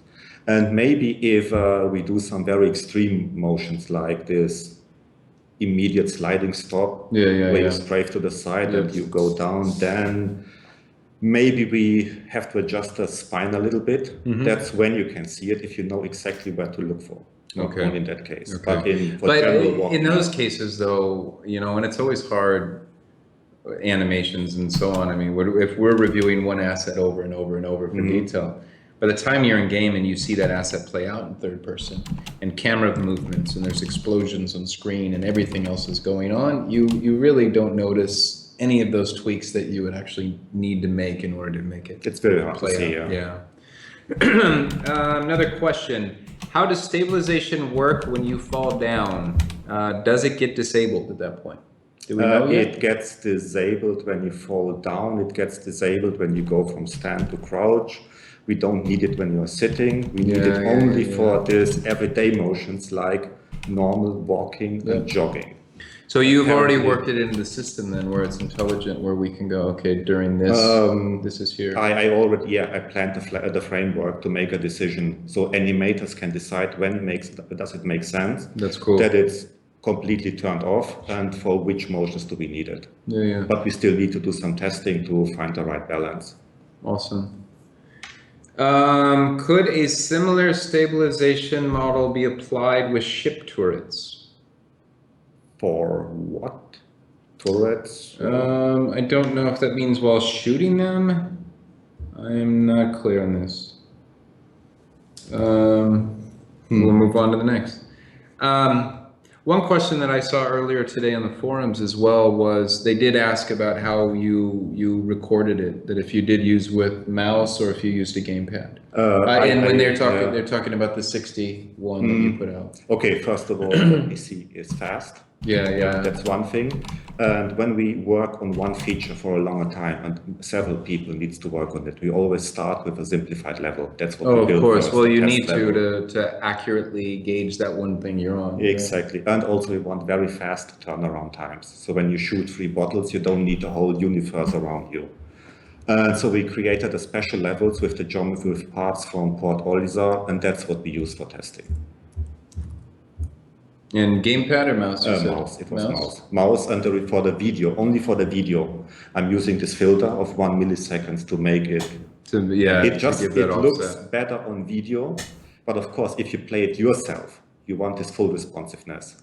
But if other people see you playing, I think you need this kind of smoothness. That's the reason why everyone in Hollywood tries to get the camera stable and have camera stabilizer. People like smooth images. Nobody likes this first-person shooter mouse jump in all directions. Here's another question, which is a little subjective, but it'll speak to some of the choices you've made. Shouldn't the visor bounce a little even with eye stabilization? I can imagine a motorcycle helmet bounce around just a little when you move a lot. In the FPS demos, the corners of the helmet glass seemed like they were glued to the camera. That was maybe an older build. I think for 2.5 they bounce. We have it already. And at the moment, the helmet bouncing is our way to communicate to the player that you are actually walking. That's the difference between EVA, the helmet bouncing. Okay. And when you have a gun in front of you, you see that the hand's moving. In that case, the hands talk. The hands tell you what the rest of the body is doing. Okay. So that's how we do this. But it was a conscious choice then, as far as the helmet, to keep it as stable as it was just not implemented, this helmet movement. Okay. Anything else you want to cover that we didn't get to cover, or I didn't ask you, or the fans didn't ask you? Well, I mean, this was a pretty long development. I think did we ever talk about the vestibular ocular reflex? No, wants to hear about that. It's something Jean Tracy started. It's all his fault. Absolutely. And, that is the term for the human GPS system. Exactly. Yes, you have these two motion detectors in your ears, and you have the rotation detectors in the eyes, and it's basically a GPS in your head. It tells the brain the body is moving. The brain needs to react to it somehow. And the first thing you're doing is controlling the eyes with this stabilization. And it's also making sure that we always focus on the things that are important for us. It's a very fast adjustment. And for a very long time, I thought that's the solution. But the problem is if you have a monitor and the image already moves, you can't get it stable anymore by looking at it. It's already too late. It's already moving. So this plan didn't work at all. And then chickens. We tried with chickens. Where did you come up? Where did you first? Did you accidentally find that video? When you hear you talk in the video and explain it, and you see the video of the chicken, it's just bam! It absolutely makes sense, and it's almost comical to go, oh, let's try that, right? But at the same time, it's incredibly brilliant to go, okay, would this work? Because there is a system there that is... I think this was more the result of a weird Google search and a coincidence. And just because humans can roll the eyes, then it's pretty natural to ask, how does it work? If you can't just roll the in eyes, searching through... Is there an animal who can walk at all if they can't roll the eyes and keep the vision stable? And then step by step, we started with this. And before, we did a lot of experiments with IK. So we had something running. It just didn't look too cool. And when I found this video with the chicken, I mean, there's a pretty elegant way how it's counterbalancing the head and how it's moving the neck and everything. And then we developed this accordion IK, how we called it, and applied it to the whole spine. Yeah, I mean, as far as science goes and looking at that in the video and what you're talking about, it's just kind of like, bing, you kind of absolutely pull it all together. So that's cool. Awesome. Well, thank you so much for taking the time. I know you're incredibly busy with what you do, but I appreciate how you push it on stuff and driving it where it needs to go. I know your hands are full on a lot of things. So awesome. That just about finishes us up. Just a reminder, a couple of reminders. Our weekly newsletter will be mailed out later today on this Friday, so make sure you check your inboxes for that. And also this coming weekend in San Diego, California is TwitchCon, We will have Tyler, Jared, and Ben there. I think they're just going to be roaming around and hanging out and meeting up with people. So if you get a chance, definitely, you know, run up to them and say hi. It's fun to be able to do these shows, and we're able to do these shows because of the subscribers and the fans and the backers. So thank you so much for backing what we do. We love what we do and bringing this whole universe to life. Thanks again, and we'll see you soon.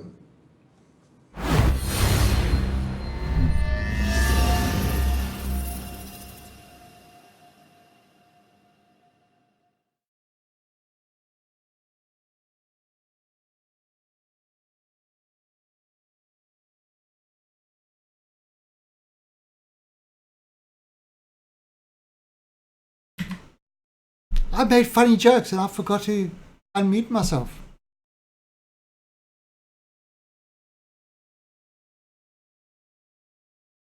Why?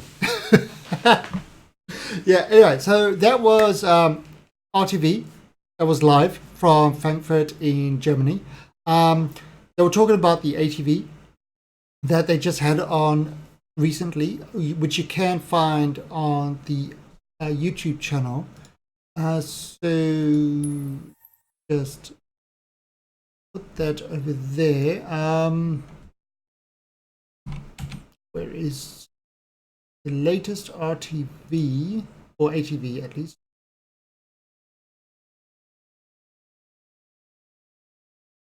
Where is it? Go. This is the latest RTV, the latest ATV. And then RTV is yeah,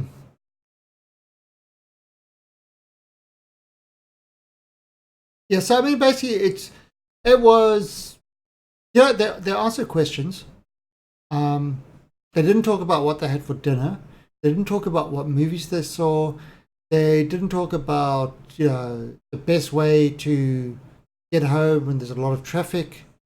They actually spoke about what was actually on ATV. So I think it was answered a lot of questions. I thought some of the questions that were pretty obvious, but people ask the dumb questions. It's like, what's the term for the chairman type? Sort of every time they introduce a ship, somebody always asks the question, does it come with a jump drive? That was the Terrapin #1 question. Does it come with a jump drive? Yeah. So anyway, they got yeah. So I think I might, however, be offline because I went into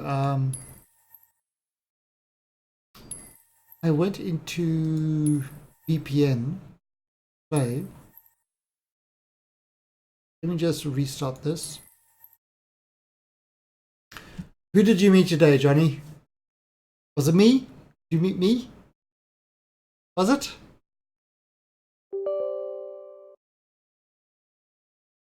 Important for us to know. We need to know. All right, so we're going to play some more Star Citizen now. Okay, does anybody want to play any Cooperative Vandal Swarm, or if you got enough, Anthony Hopkins? Nice. Did he want you to come home and have some fava beans?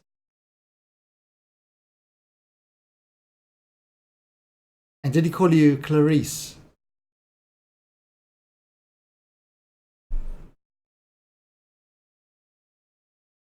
I'm thinking of the right guy, aren't I?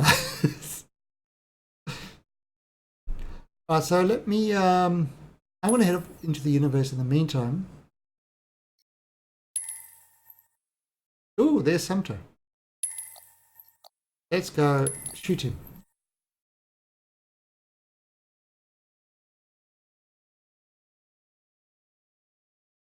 He is actually streaming.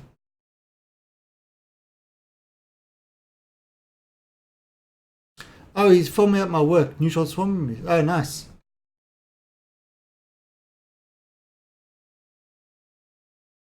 Wow. My wife is home, so my cat is He's just meowing and trying to get it to play with him. Cats, what can you do? I'm sure my camera is not too big on the screen again. Yeah, normal size. I look like got a very overly large head at the moment.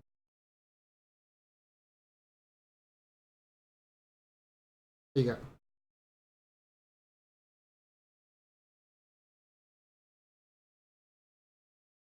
Well, not really. I mean, a lot of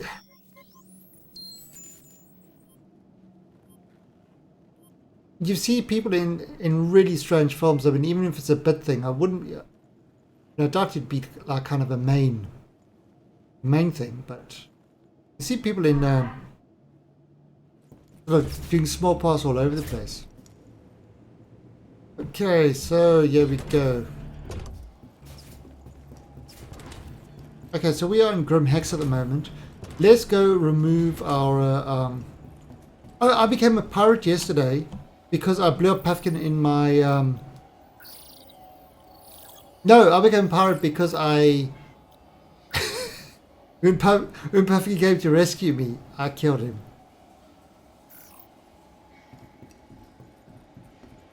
He was just asking for it. It wasn't my fault.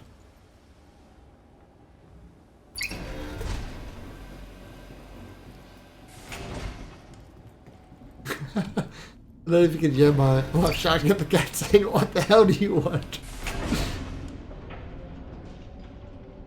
Yeah, we know, but still people, actors are strange. They will do some really small parts just to be in a particular franchise and stuff like that. Now you have 11 days to game. Nice. Alright, so we are going to head off.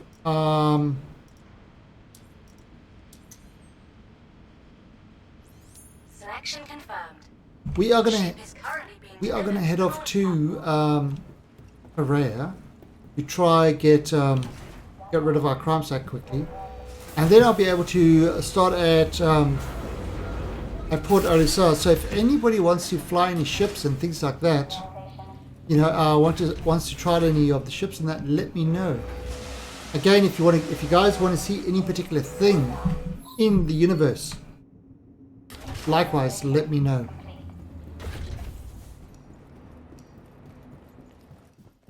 And Johnny's got 11 straight days to game his little ass off. I think he's going to take full advantage of that.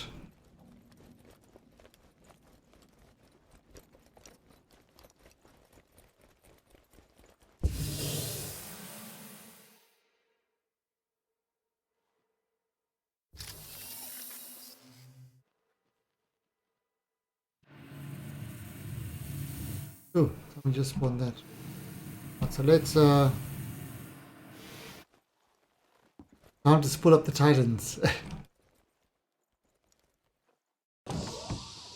I got a sponsorship announcement. Complete. Landing complete. Oh, nice. Nice, Atlas. Hey, this for StarCraft.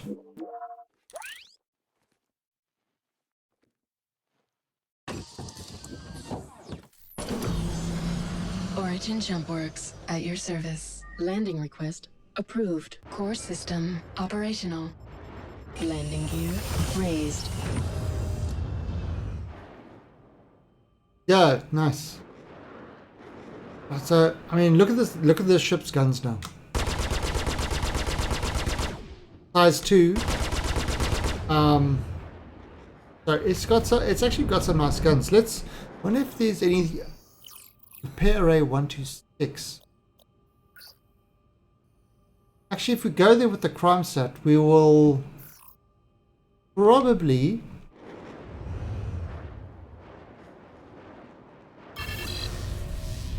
get pirates and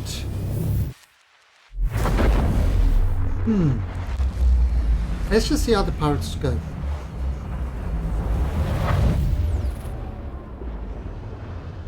Let's just have a look at them.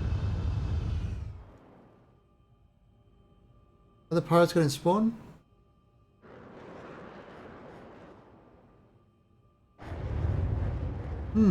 No pirates spawning. Interesting.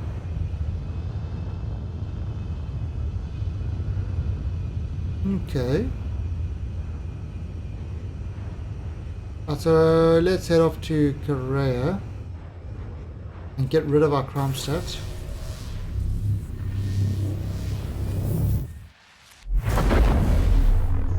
And I mean, it's definitely great news. Can you? Oh, you're gonna announce it on your channel who it's with and stuff like that. Oh, there's a lot of people here.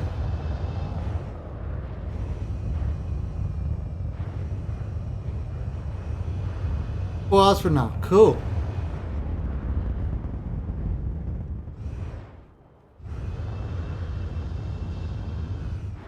I have no such announcements. Whoa, whoa, whoa, whoa. Stop, stop, stop.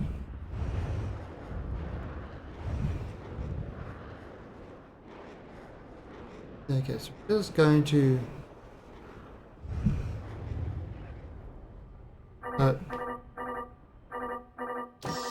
Alert. Systems overheating. Oh, right, nice. Oh, that's what the hard work that you were doing earlier was. Ah! All makes sense now. So... where's our ship? Oh, there it is.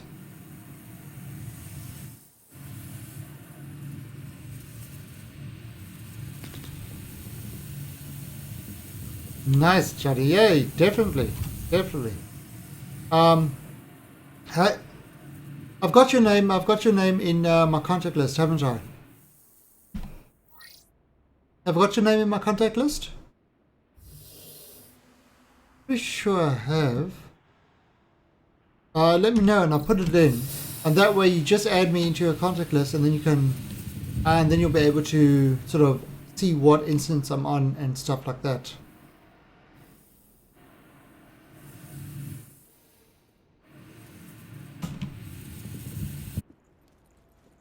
So, you know what, there's not really head bob. There's right 2.5. There really is no actual head bob in here.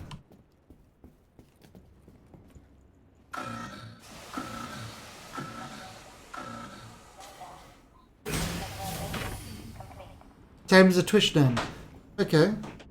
Let me just... pretty sure... must have it.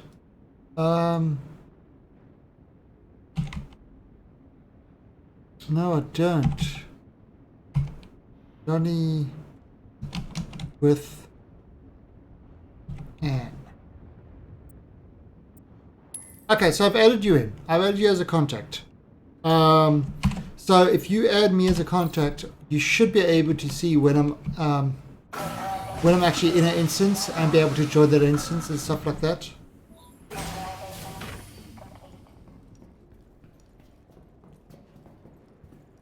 Now that's the thing, I came over here to shoot the guy and I had my gun up like that, and so all my bullets went to the ceiling. Not good.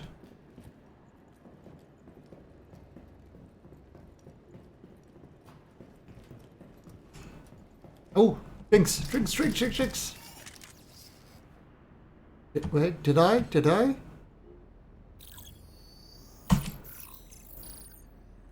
Oh, I'm so close to breaking 100,000 UEC.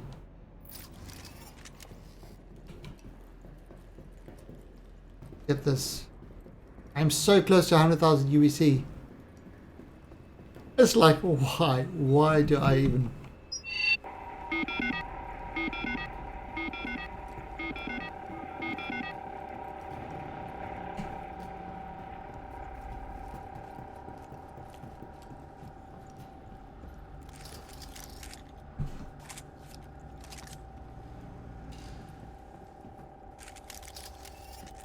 Oh, yeah, I'm just using the absolute defaults.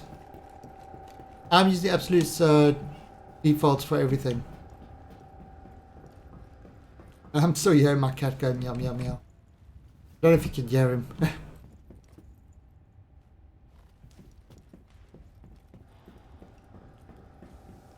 Okay, so we are just removing our crime stat.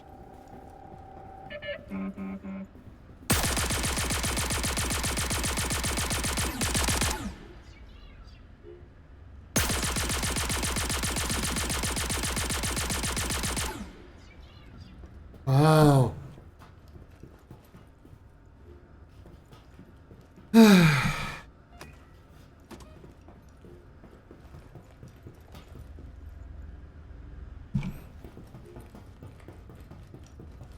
On us. Killed. He killed. I have to go and use the terminal again. He killed it. I did kill him, so he got what was coming to him.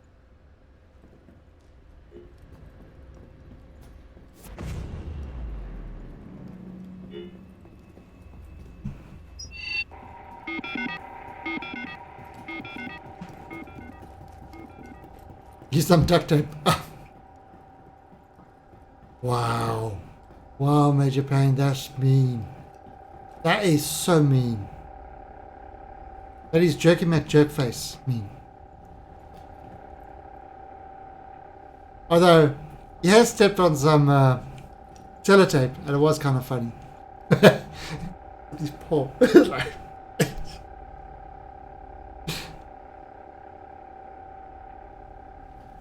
Like, I get upset if there's something sticks to their paw and they can't get it off. Oh, they get so upset. They're like shaking and they.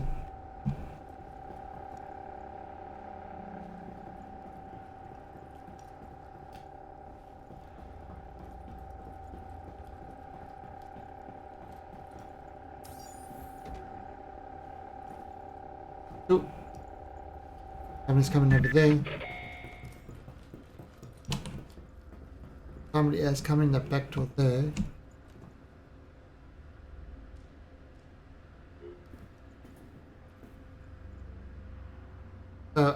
Okay, so I'm not a pirate anymore then.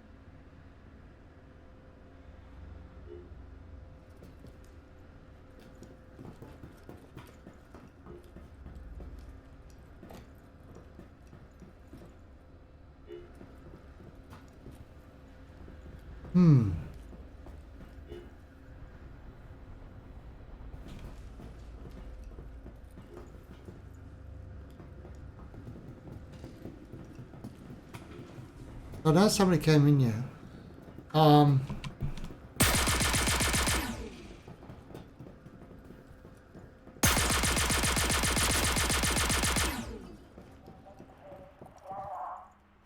Thank you. Oh. In my station, in mine. You can't take it away from me. Mine. My station. Okay, so I am not a pirate anymore. So now the question is, are there drinks? There are no drinks. Hey, there's 2 people I killed. I got rid of my crime stat. Now I need to try get back to my ship. Alright, so I'll be in Port Olisar.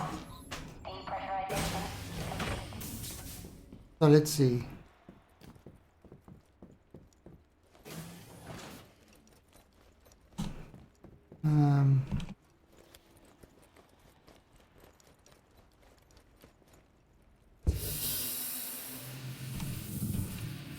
Aha! Here it is. Nobody found my ship.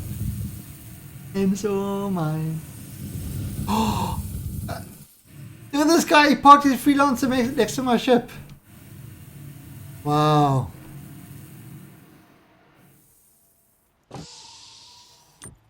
Oh, wait, but I killed him.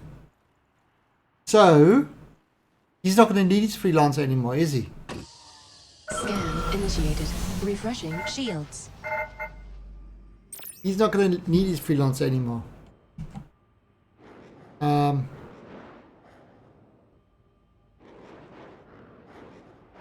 where did he park it?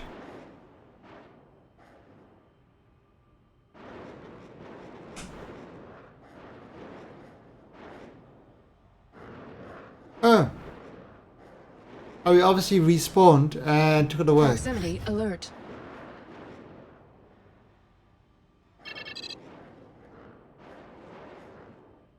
Oh, no, there it is.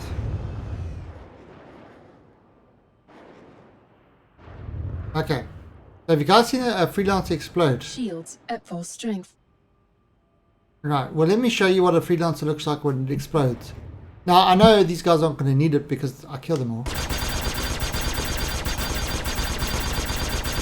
See?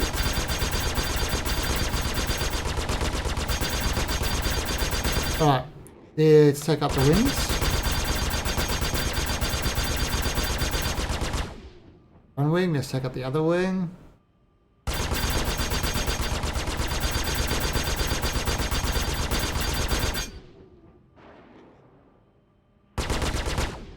Maybe move a little bit closer. Okay, let's check out that wing completely.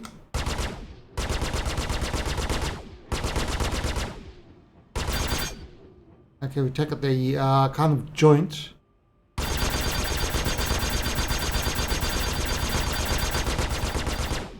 We check out this joint. I am not a Vandal. Alright. Take out the cockpit. Look at that. Wow, the metal, like, look at the lens flare, the J.J. Abrams of it.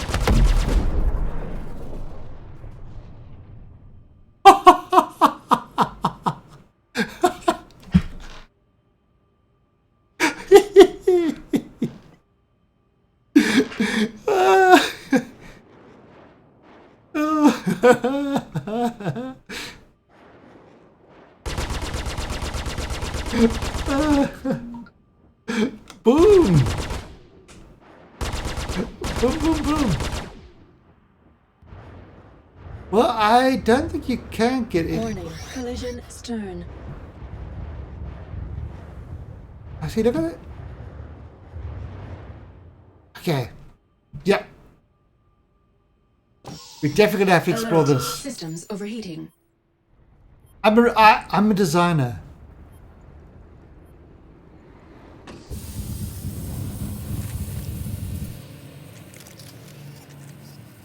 Oh! I wanted to go and explore the ship. That's work, Red One. I'm in a red ship. I could be Red One. Alert. Systems overheating. Alright, so let's I mean, we're not a Scan pirate. Initiated. Not a pirate. We the good guys. So let's go help with the ICC ones. Let's go. We try out the. We try out the kind of M50 combat fighter. Yeah, I mean, look, at the moment the ships respawn if you the ships aren't really persistent. If I log off while you one of my ships, you'll get Scan initiated. sort of locked out in space. Scan Hello. initiated. Shields at full strength. Ooh, you're an Aurora. Hello, Aurora. Oof. Scan Damn, this thing initiated. is too fast. Contact. Contact. Scan initiated.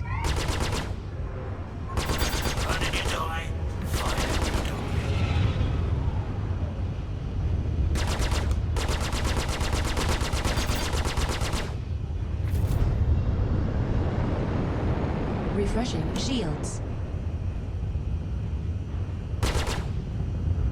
Come on. I mean, these only size 2 guns. They're not kind of. Refreshing shields. RTV, it was, they just kind of, I mean, it wasn't a bad RTV. They answered the questions and stuff like that. He's likely to shoot missiles at me. Had your chance to run, you didn't. Refreshing shields.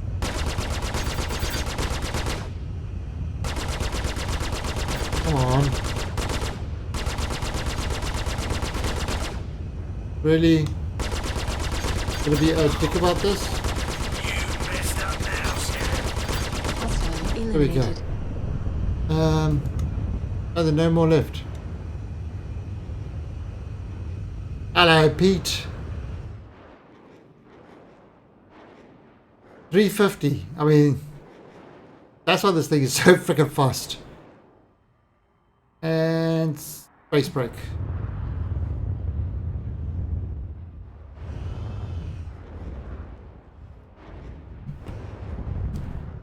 Shields Oh, shit! at full strength.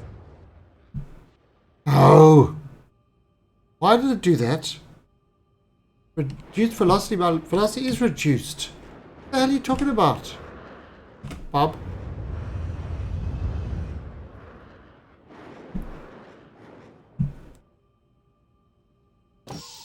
Alert. Systems overheating. And this is why I'm looking forward to the throttle.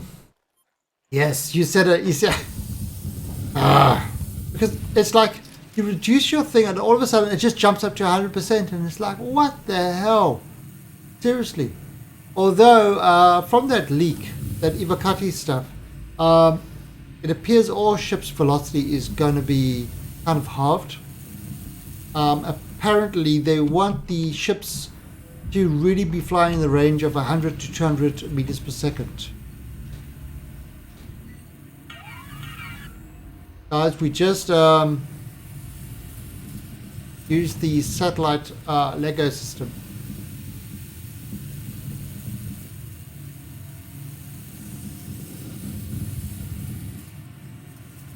I'll have to try this in a Vandal Swarm.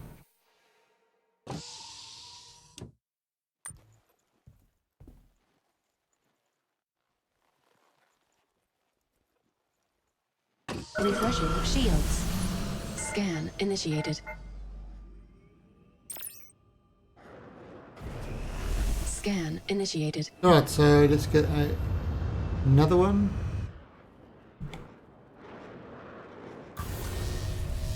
Oh, that camera rate's far.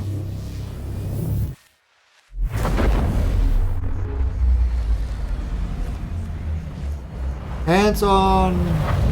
What's that host? Hands on. Scan Sausage on initiated. Contact. side. Scan initiated. Contact. Contact. Hands off sausage on side. What? I have no idea what a hostess is. Shields at full strength. Apparently, you want to put your hands on a sausage. It depends. If you like that sort of thing, put your hands on a sausage, then sure, by all means, go for it. If you're not into putting hands on sausages, I wouldn't. Unless it's your own sausage. That's okay. Then you shouldn't be asking me if you can put your hands on your own sausage. That's something you should ask your mom.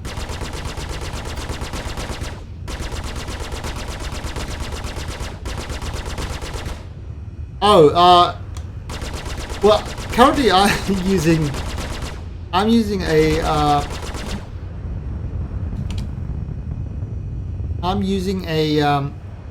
T1600 and keyboard with the left hand. Like I said, I want to get the throttle, but I'm going to get the pack with the throttle and the extra T1600 stick, meaning Flare launched. Scan. meaning that I can, Scan initiated. if I'm not liking the throttle too much, I can try out the dual stick.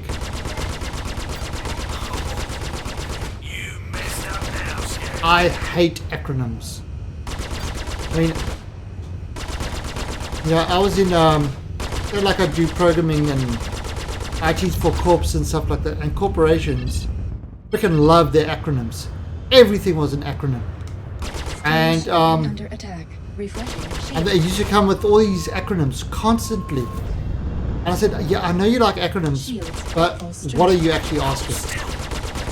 You know, remove the tempo jumbo and say what you're actually asking.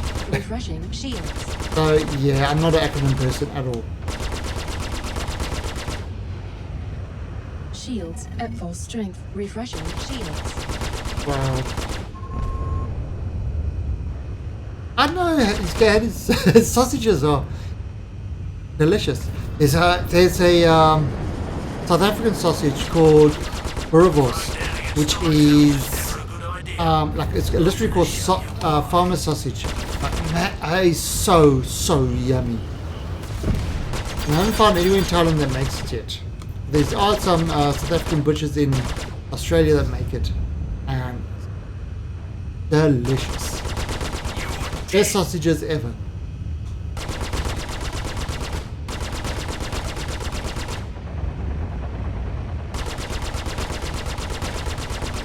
Wow. That's another M50. No wonder I can't frickin' hit it. God, I hate fighting those M50s. Okay, that's another M50. That's a Gladius. You should be easy.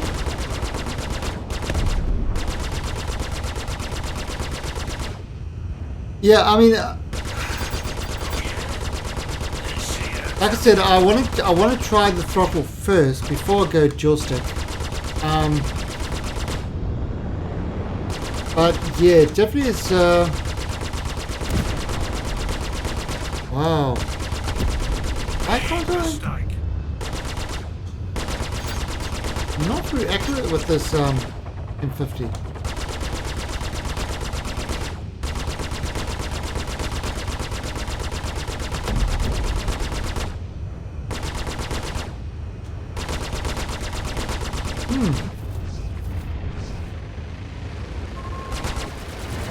Forward shield under attack.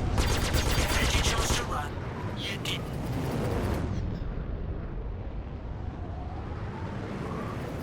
Yeah, I mean, I will give it a try. When I've got the 2 sticks, I will definitely give it a try.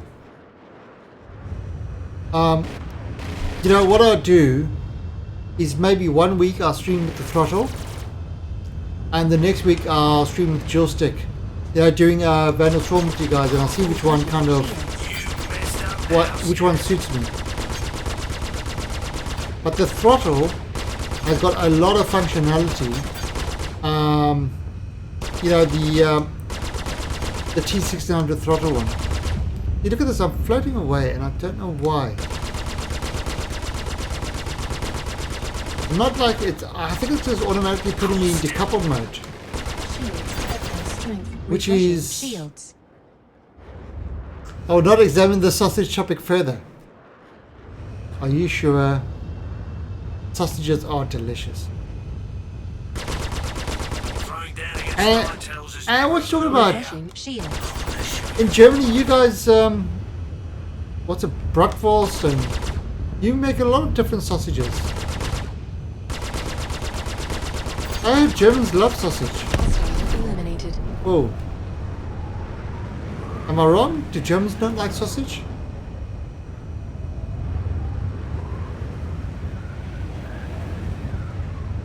Ooh, hello. Look, I'm playing with the missile. Ah, I killed them all. Obviously their own missiles killed them. But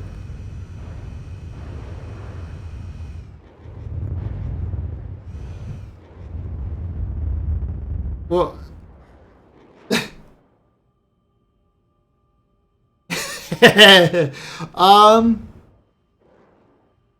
Yes, I am actually. I am sort of semi-retired.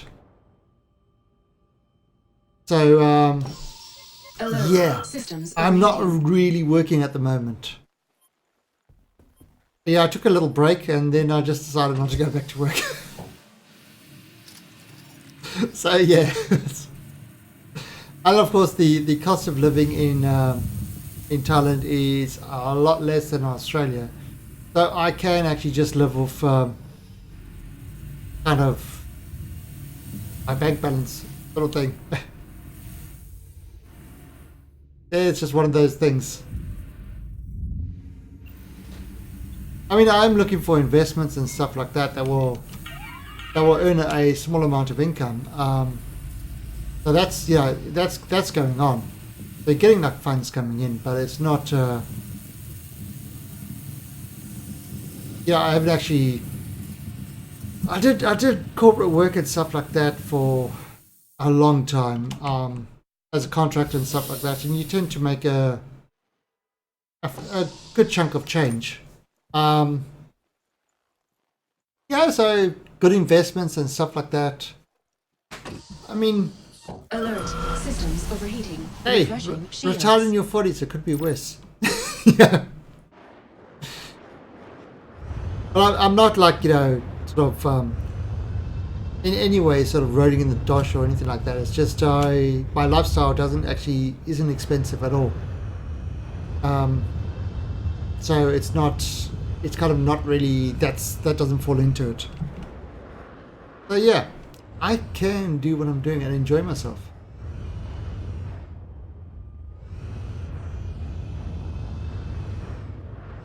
The thing is, I mean, I did a lot of computer stuff and stuff like that, but the corporate stuff I really did a lot of. Shields at full strength. My biggest problem in life is that I cannot deal with morons. And when you're in a corporate environment, wow, the amount of constant morons you have to deal with is enough to drive anybody insane. And I used to get stressed out just dealing with these people. But now I don't.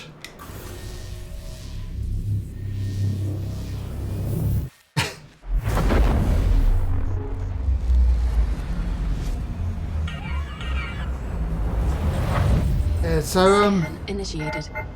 Okay, so now I'm back on Olisar.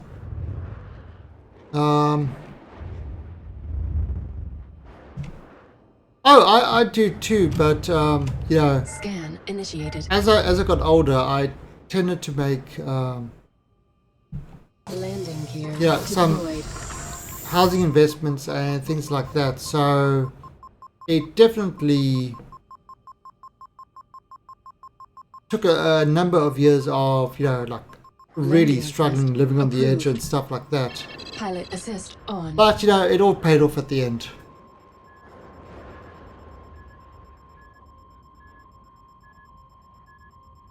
Yeah, it's one of those things, Johnny. It's Landing complete. when it comes to IT and stuff like that,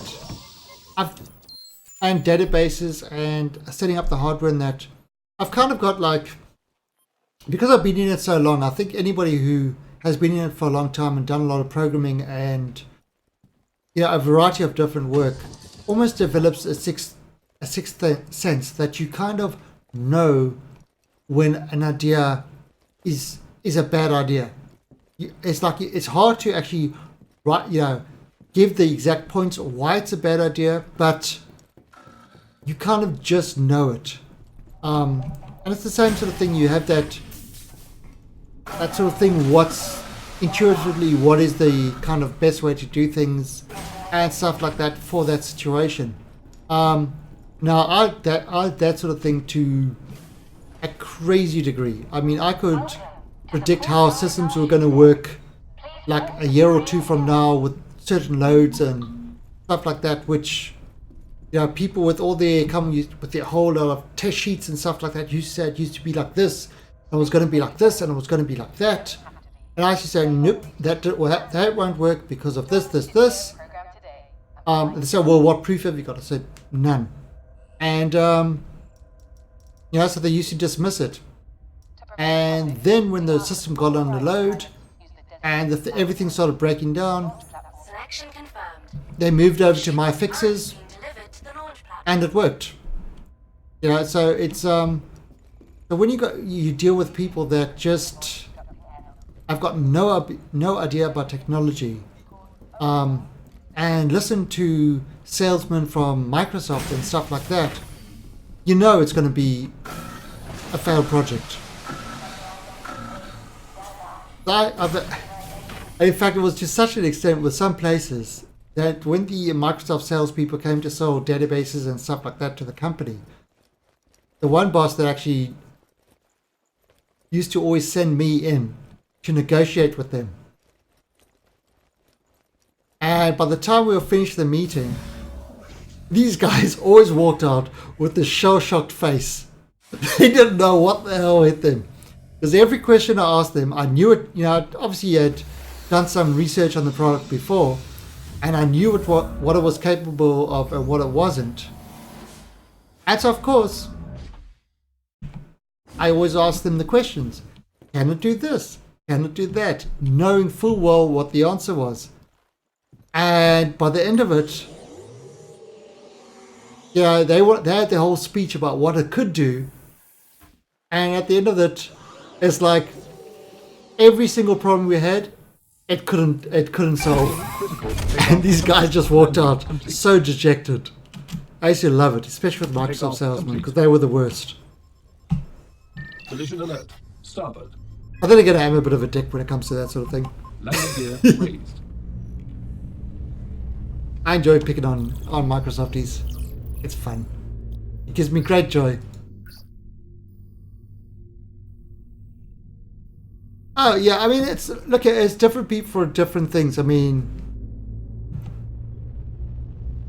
I like working with my hands and, you know, building things and stuff like that. But it's when I was younger, I made a decision to go with IT. Stand by. Well, this was Scanning. like Stand by. Do Scanning. yourself a favor. Radar contact. 25 years ago or so. I made a decision to go with IT because that was where the money was, and I knew if I did that, then I could hopefully retire by the age of 40. High shield. My plan worked. Stand by. Forward shield. I'm in my 40s, and Enemy down. I'm Forward pretty much shield. retired. Damage. So Damage. obviously I made the right decision. Ah crap, the guns are stuck again. Stand by. Forward shields. I would love to take a Connie into a Enemy down. Vandal Swarm. Shields max. Stand by. Scanning. Okay, Major Bane. Radar contact. Stand by. Scanning. Radar contact. Ah, Stand more by. people. Scanning.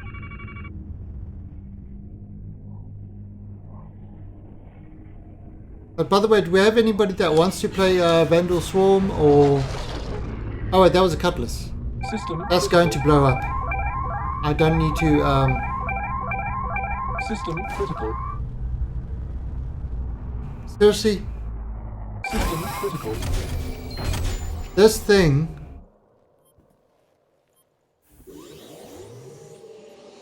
Yeah, I mean, I was... Being a contractor, I could move on, like, you know, you could have a job for a year, 6 months. I usually took the ones that lasted for a while, Stand by. so I didn't have to move around a lot. Critical. Stand by. But I mean, I was moving continents and countries and stuff like that. So I've pretty much lived in a lot of different places. You know, and okay, Ezra's. See you later. And yeah, enjoy your announcement in 4 hours' time. You pretend jobs are Enemy down. See, there, it's got this bug again. That is... Some of these bugs are really, really annoying. Makes it very difficult to play. Oh, where is it? Oh, somebody's already fixed that. System critical. Okay, so I am going to go...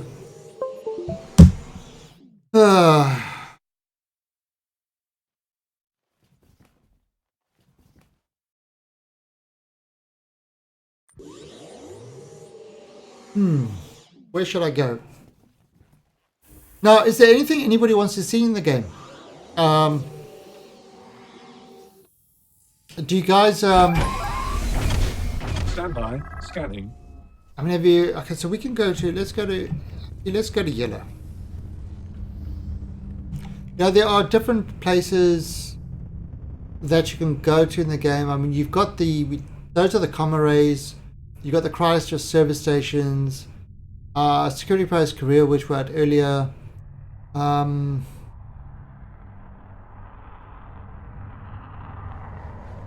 Where is yellow? Now there are some stuff in yellow which we can go to.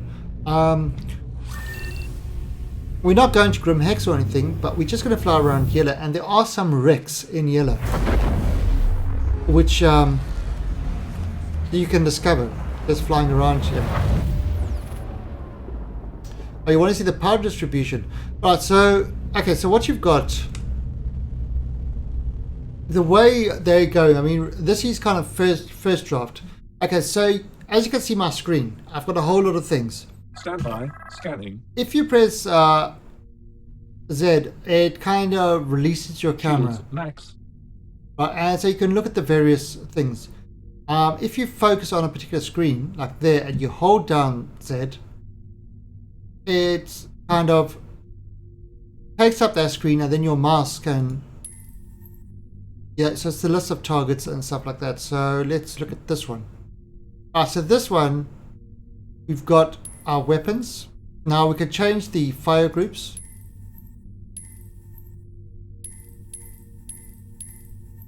Or we could, we can't. Okay, we've got the missiles.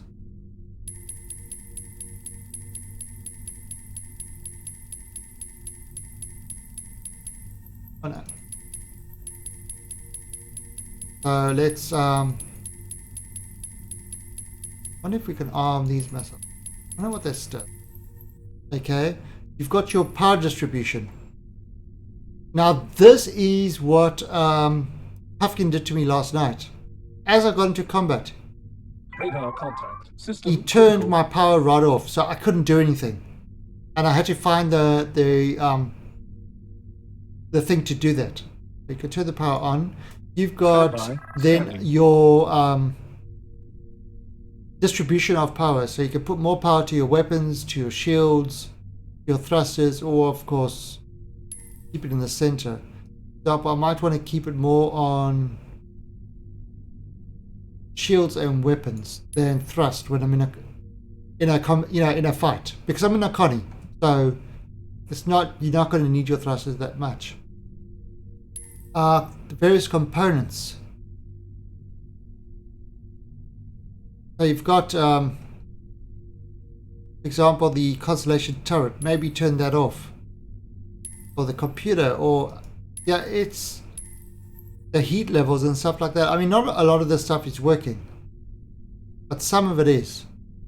And then you can go to your shields, and again, if you put more in thrust, you probably do, but let's try that. Let's actually try that. See what our cruise... Okay, so let's put it up there.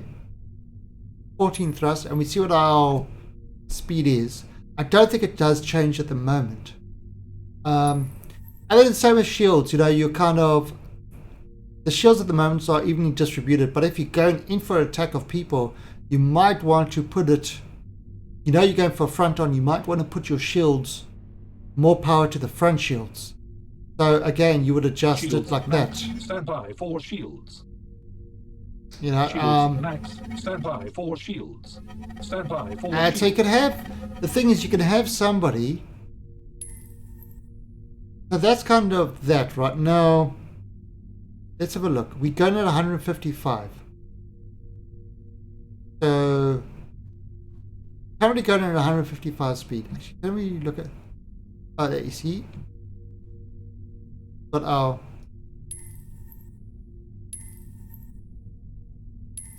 different screens. So, for example, I might want to... Oh, that's actually interesting. Might want to put that there and put my target put my target right in front of me, like that.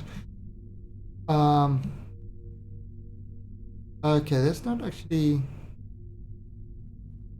not letting me zoom in on the side screen. Oh, wait, there you go.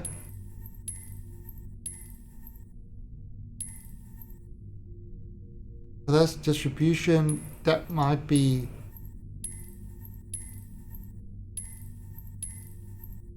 Yeah, that's shields. Gun power throttle. So I've gone and I've changed all my things like that. Now the thing is, when other people are there, they can actually see that. Now, of course, you can always get out and. So I mean, that's what this game is like, a very first person thing. It's not going to be kind of screens propping out in front of you. You actually have to sit down and manage it. But we are going to test that thruster stuff. So we saw it was 155. Now this guy has got a different screen on him. And here's his screen. We can now adjust that. We've got the power. So he's got kind of access denied. You see, because I haven't given this guy access to play with these components. And so what it is you can give each seat. Eventually, this is what they've talked about. You can give each seat particular jobs and stuff like that. So this guy might only have the shields. He might be shields and power. That's all he'll have. He won't be able to control anything like the weapons and stuff like that. You might have the guy on the other side controlling missiles and stuff like that. You know, you can give each person jobs. There will be other terminals, like there might be other terminals over here that would, you know, do different things. So what we did was we now moved all our power to the thrusters, our power distribution. So again, we can have a look at this. Have a look at this.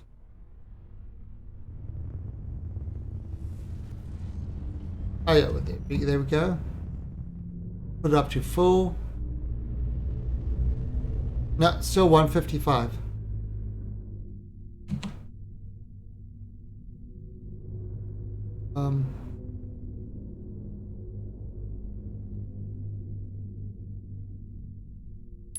Yeah, so it's not really making a difference for the thruster. Maybe it's like it's about how fast you can go. No, not how fast you go. How quickly you can accelerate. Maybe that's what it does. Right. So and you can see how my shields are recharging. Oh, this has completely reset back to its normal. The screen's at the top.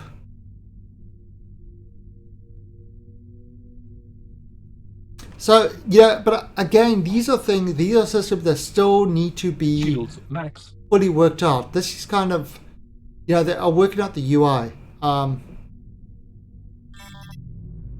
There's a lot of things that need to be worked out of here.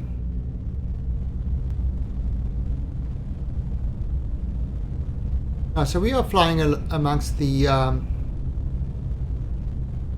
asteroids in yellow. Now we are looking for Rex. So we can go forward.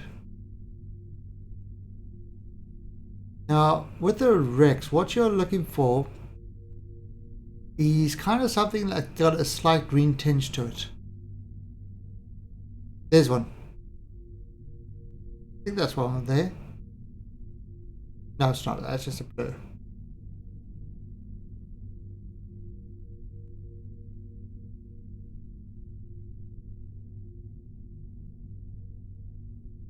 So,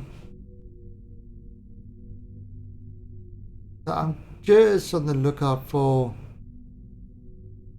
Rex, and you'll find some like wreckage and that lying around here. You'll find boxes, yeah, of stuff. I'm not sure where they are. I need to actually find them.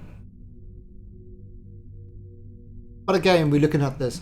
So what you got is, I mean, and it's the same thing with the Starfarers. I also got the screens and stuff like that there. The normal ships, same thing. Jason, we are looking for wrecks and wreckages in yellow. We just don't know where they are.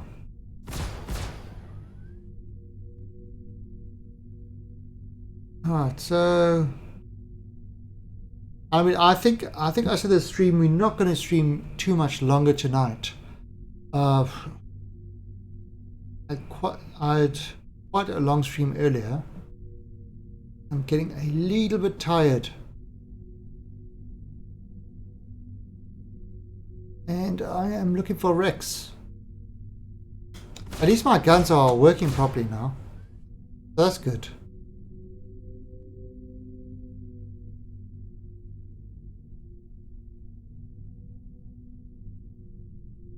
Are they?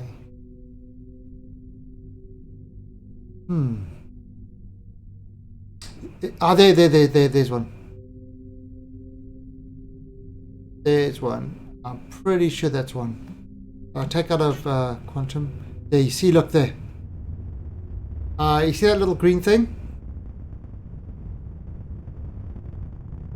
That is usually a sign that there's a wreck there. It's kind of that is the light from one of the containers that are on the wreck. And that's usually how you find them. Is you look for the little green, the little green glowing things. So we are just heading towards there. And they are spread out all over the place. People are finding them. And you can see, look, our screen has got our power distribution on the left. I mean, you could actually have this up, and if somebody's flicking it on the other monitor, instead of in the other seat, you should be able to see it in the seat. Because amazingly enough, I think the ships are networked.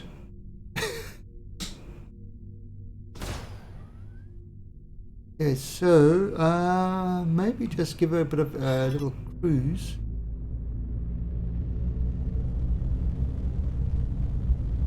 Get closer to that. I have no idea how far that is. But we are discovering wrecks, ruins, wreckages. Now it's going to be really cool when they have kind of like things like the Starfarers drifting in space. I mean, just think about it. You come across a wreck and it's a Starfarer and with no gravity and parts of it torn off, and you go in to try and see what you can find. You know, like in the demo, that would just be, that is exploring. Coming across these big ghost ships and stuff like that, because you would come across them. You would detect something on your scanners, you'll go investigate, see what it is.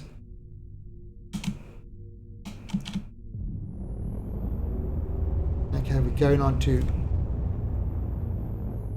Oh, it's really silent. I should actually put on music, shouldn't I? Or should we just leave silent for this? Alright, there we go.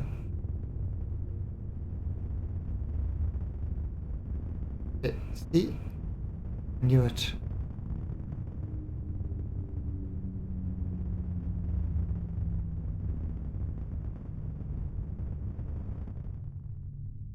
How's that? You guys wouldn't have spotted that. Ha! Alright, so let's go investigate this wreck. We got EVA for this.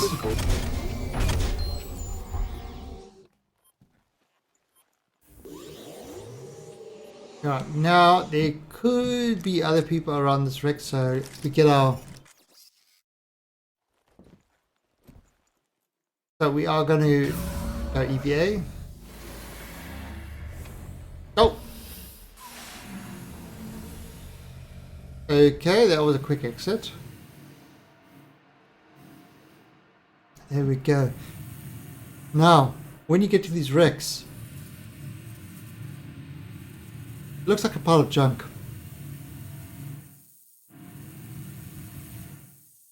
Right, so let's have a look at this. Huh. Does that look like an old... Was that a Gladius? Anyway, but what you find over here is, this is the green things that I saw.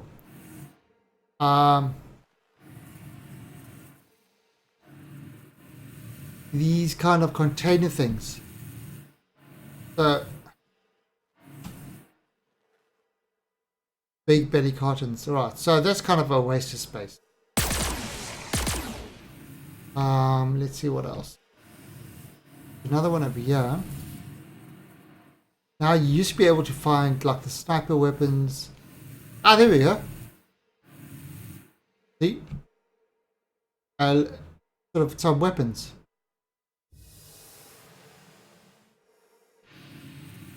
Is this a Gladius? Oh, this is an old Gladius?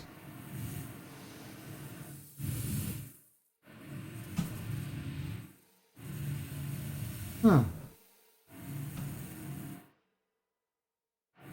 Right, there's another one over here.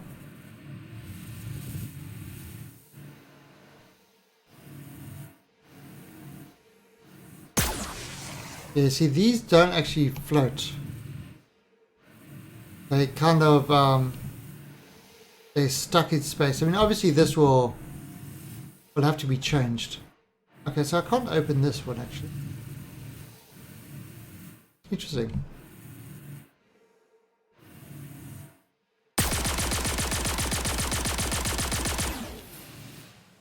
Nope.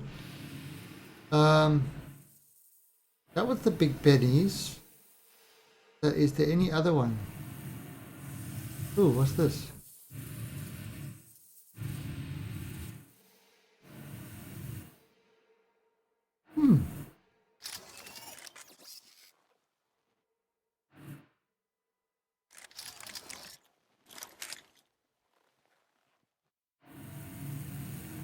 Oh! Bullets. Cigars. Ah, there we go.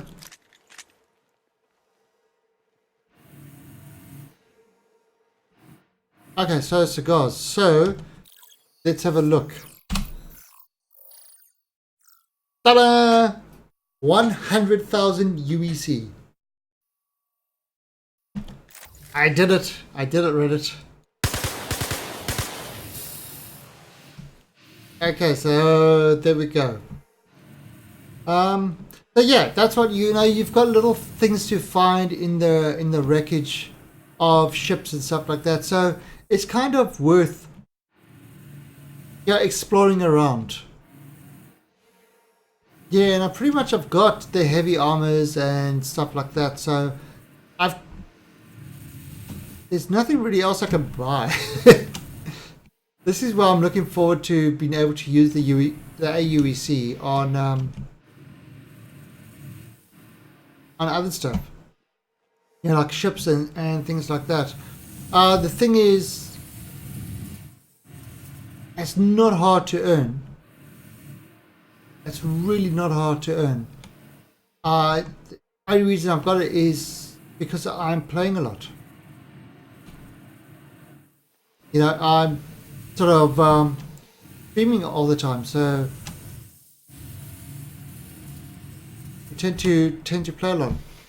CitizenCon, yeah, that's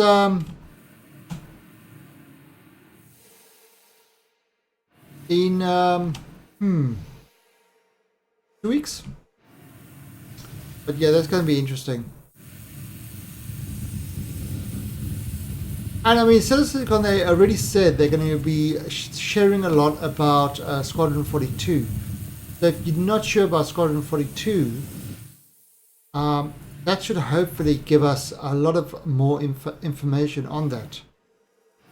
I mean, we kind of know what it is. They did the big actor reveal. What I'm hoping for is sort of a release date of it, so we know when it's going. Because I mean, nobody wants to know the story and stuff like that. That's kind of falls in the line of spoilers. So anyway, we just randomly flew and we found a wreck. Stand by for shields.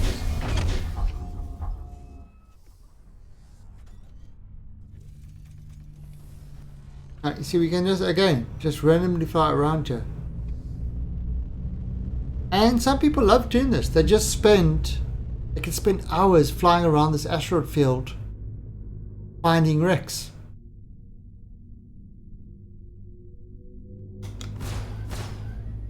Right, so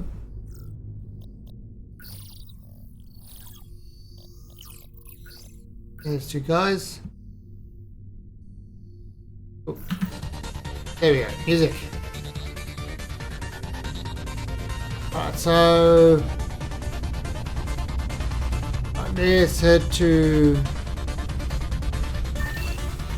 this one over here. And also the thing is, what they have every time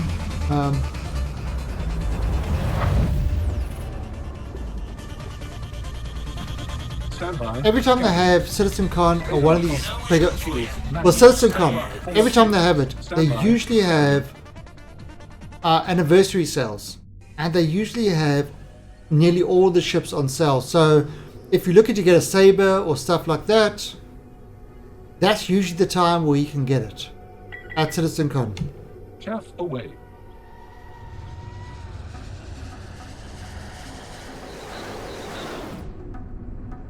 Oh, this is not. I can't. Oh. Starboard shields damaged. Front shields damaged. Stand by for shields. Stand by for shields. Chaff away. It's not letting me fire my missiles.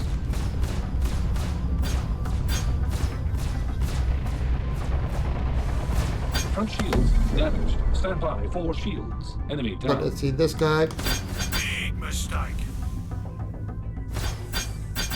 Enemy down. Oh yeah. Ah, crap, now it's stuck.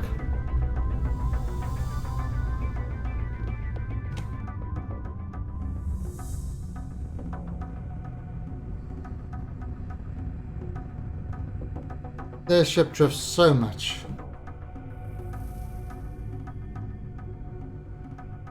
Anyway, so let's just do this last thing and although the kind of very bugged today. Normally it's not this bugged. Maybe it's this instance. Could just be that this is crap. Right, so what I'm doing is I'm going down over here. Huh. Not allowing me to do this. Do I need to close that door? But not good if I.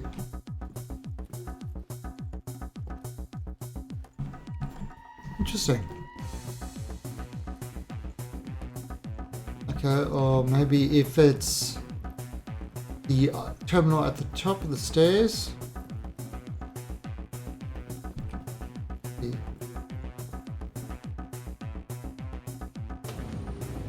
Oh, there we go.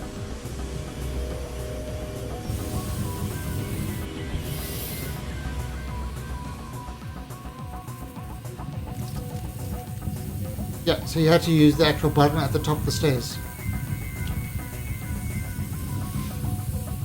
Turn on our lights. And in we go.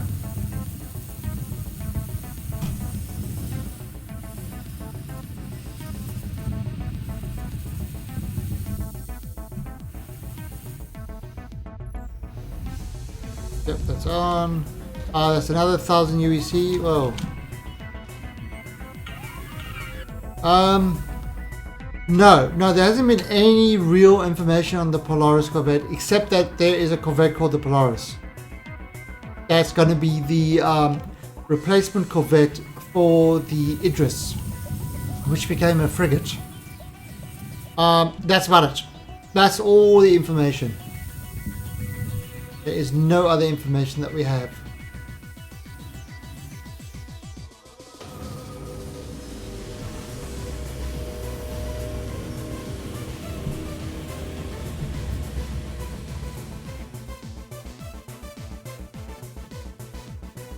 Alright, so at least the thing is, getting in and out the Connie does seem to be a lot better than it has been in a lot of other patches.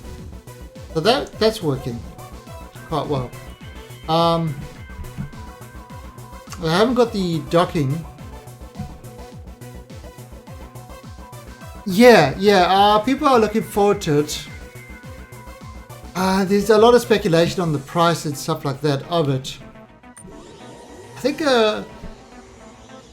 people are saying around about $800 for it. I don't know. I mean, do I really want a craft that is going to take 10 or so players to use properly? No. I mean, I've got the character. That's going to be at least 5 people. And that's about as big as I want to go personally. If it's an organization that's working towards a Polaris, yeah, well, that's it. There's lots of different prices running around. Nobody knows exactly what it is. It would.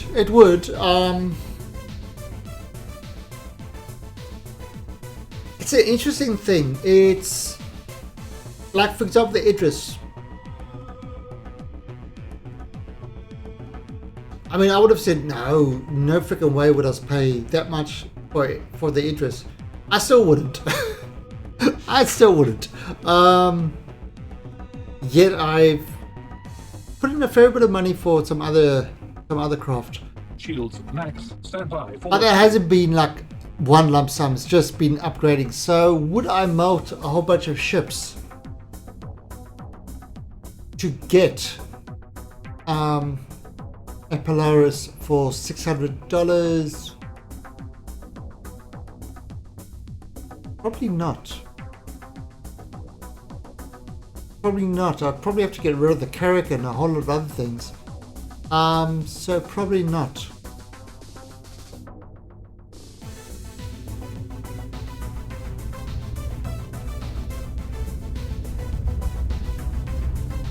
I mean, it's. I'm just looking forward to, for more ships and maybe variants coming into the game. Like, for example, you got they're working on the Aquila, which is the exploration variant of the Constellation.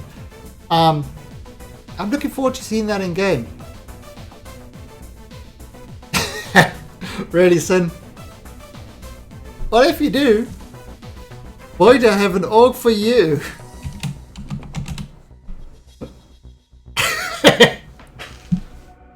There you go. But yeah, that's really my feelings on the situation. Alright, so let us end tonight, as we end every other night, with a bang. And there are normally going to be, hopefully there'll be ships.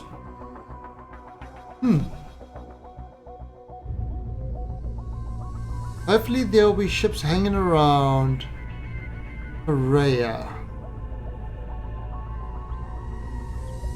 And I'm going to go next to them and blow them up. Because that is what you do.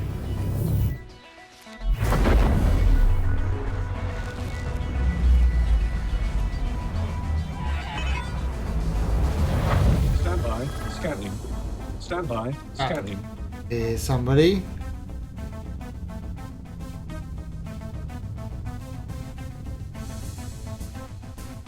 Oh, shit. Right, so here we go. No, put it like slow. Go on to decoupled. Alt backspace. Self-destruct activated.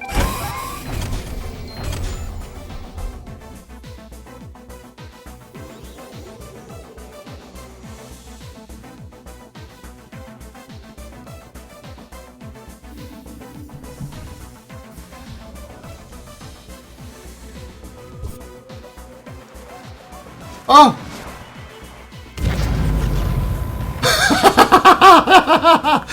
I'm trying to get out and lock me in there.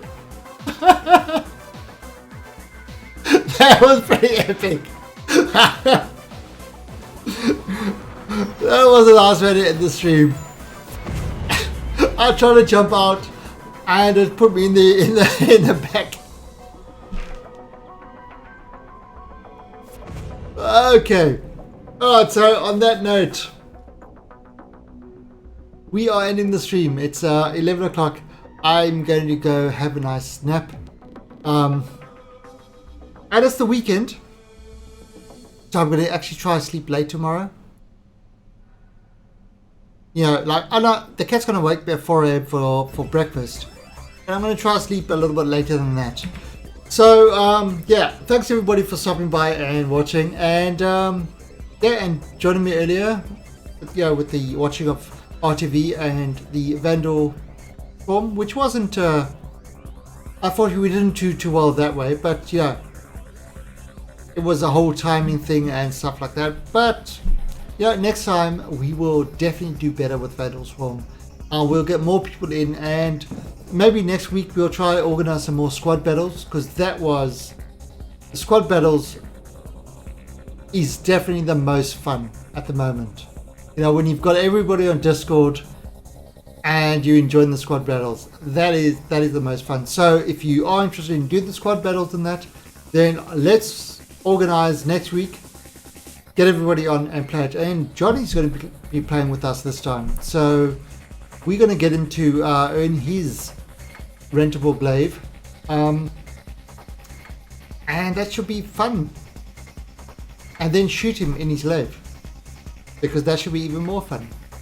So anyway, till Monday, have a good time. If I stream on the weekend, it's going to be completely random. Not sure if I will, but if I do, random. So you know, you got the follow, you followed, so it should give you a notification, or I will post on Twitter. So till next time, see ya. Stay safe.